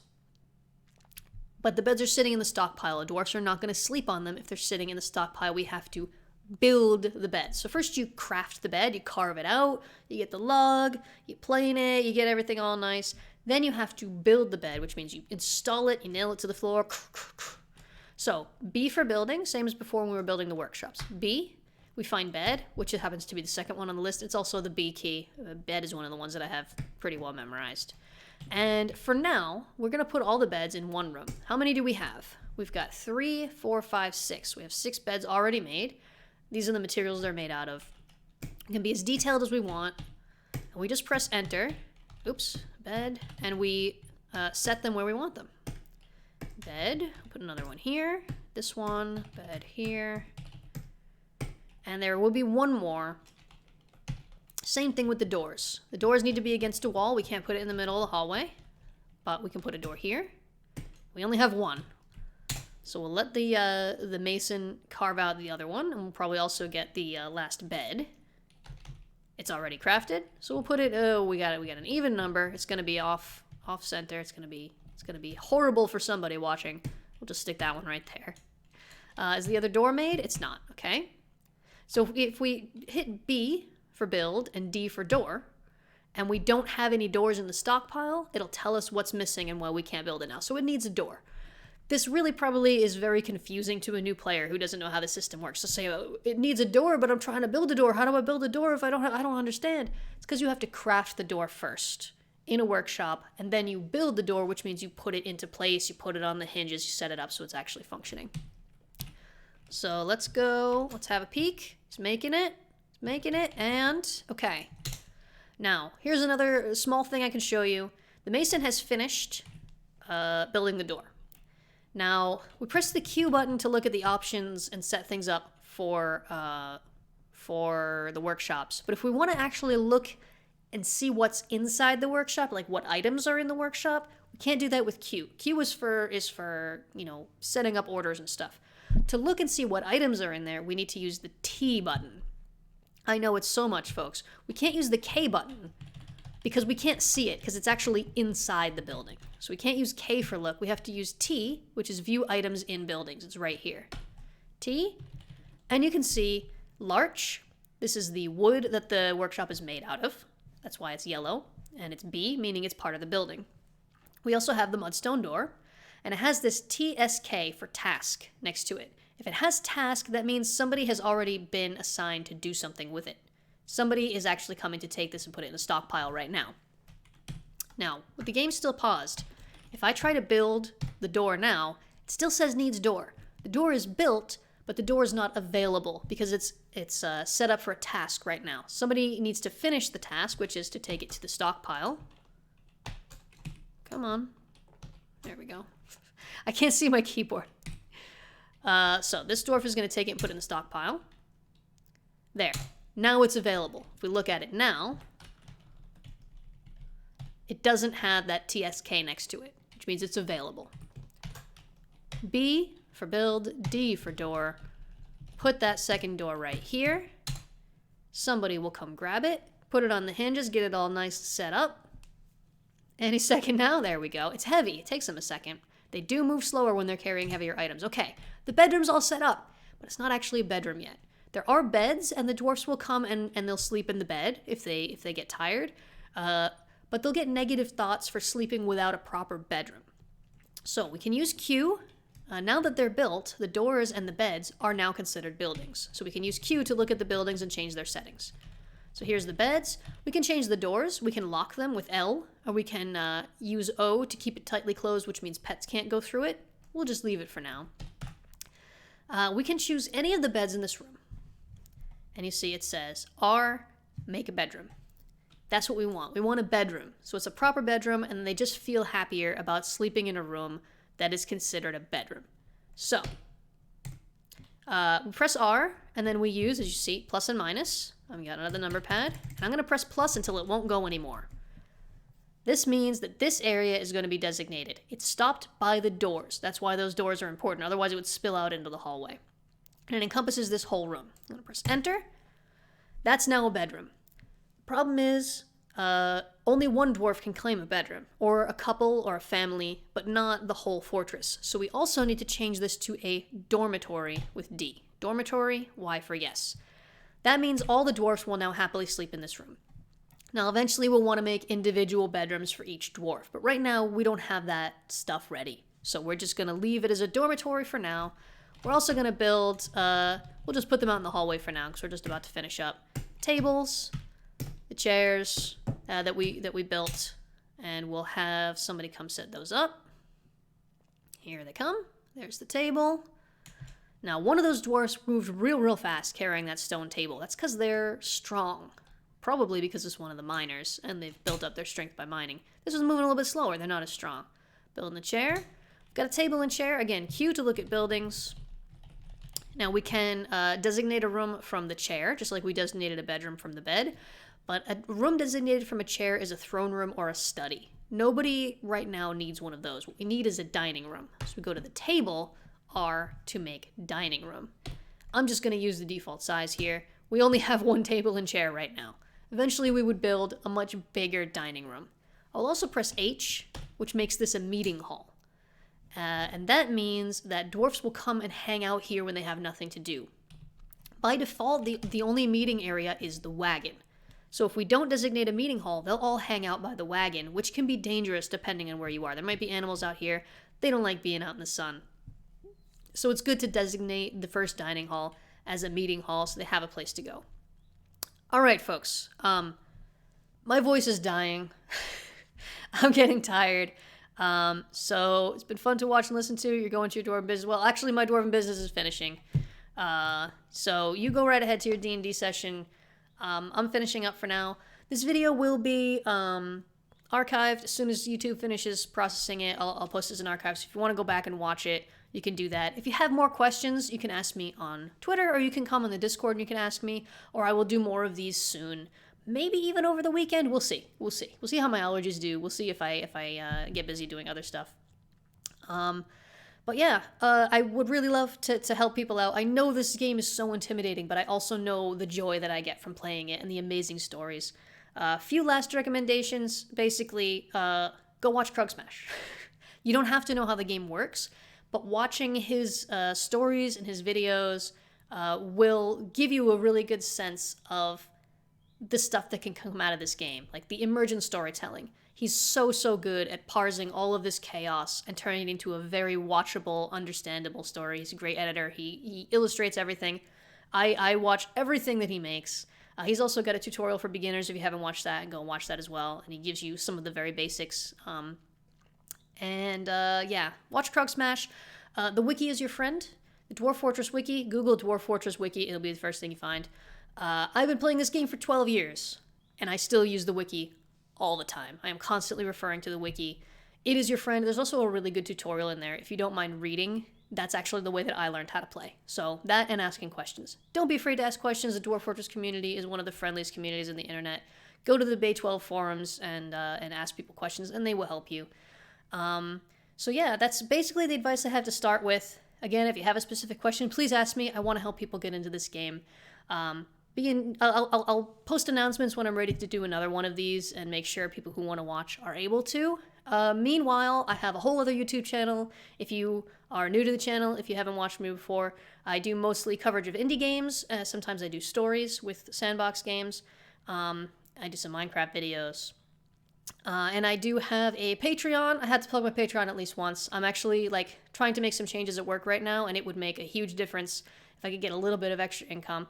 I already have some really incredibly wonderful, generous patrons, and if you do become my patron, you get access to a whole bunch of Minecraft servers, as well as a vintage story server, and sometimes there's other games available. So there's lots of stuff for me to give back to you. If you are able and you don't mind helping me out, take a look at that. There's a link. There's a link down below, and there'll be a link in the end screen here. And if you can't, or you don't want to, that's fine too. I'm still happy that you hung out and watched the stream. So thanks so much for that. There'll be links to my Discord and everything like that below this. So if you're not on the Discord, come join, hang out. It's totally public. There's a private room for patrons, but other than that, it's public. And I'll see you there. Thanks so much for watching, folks, and have a great day. Bye!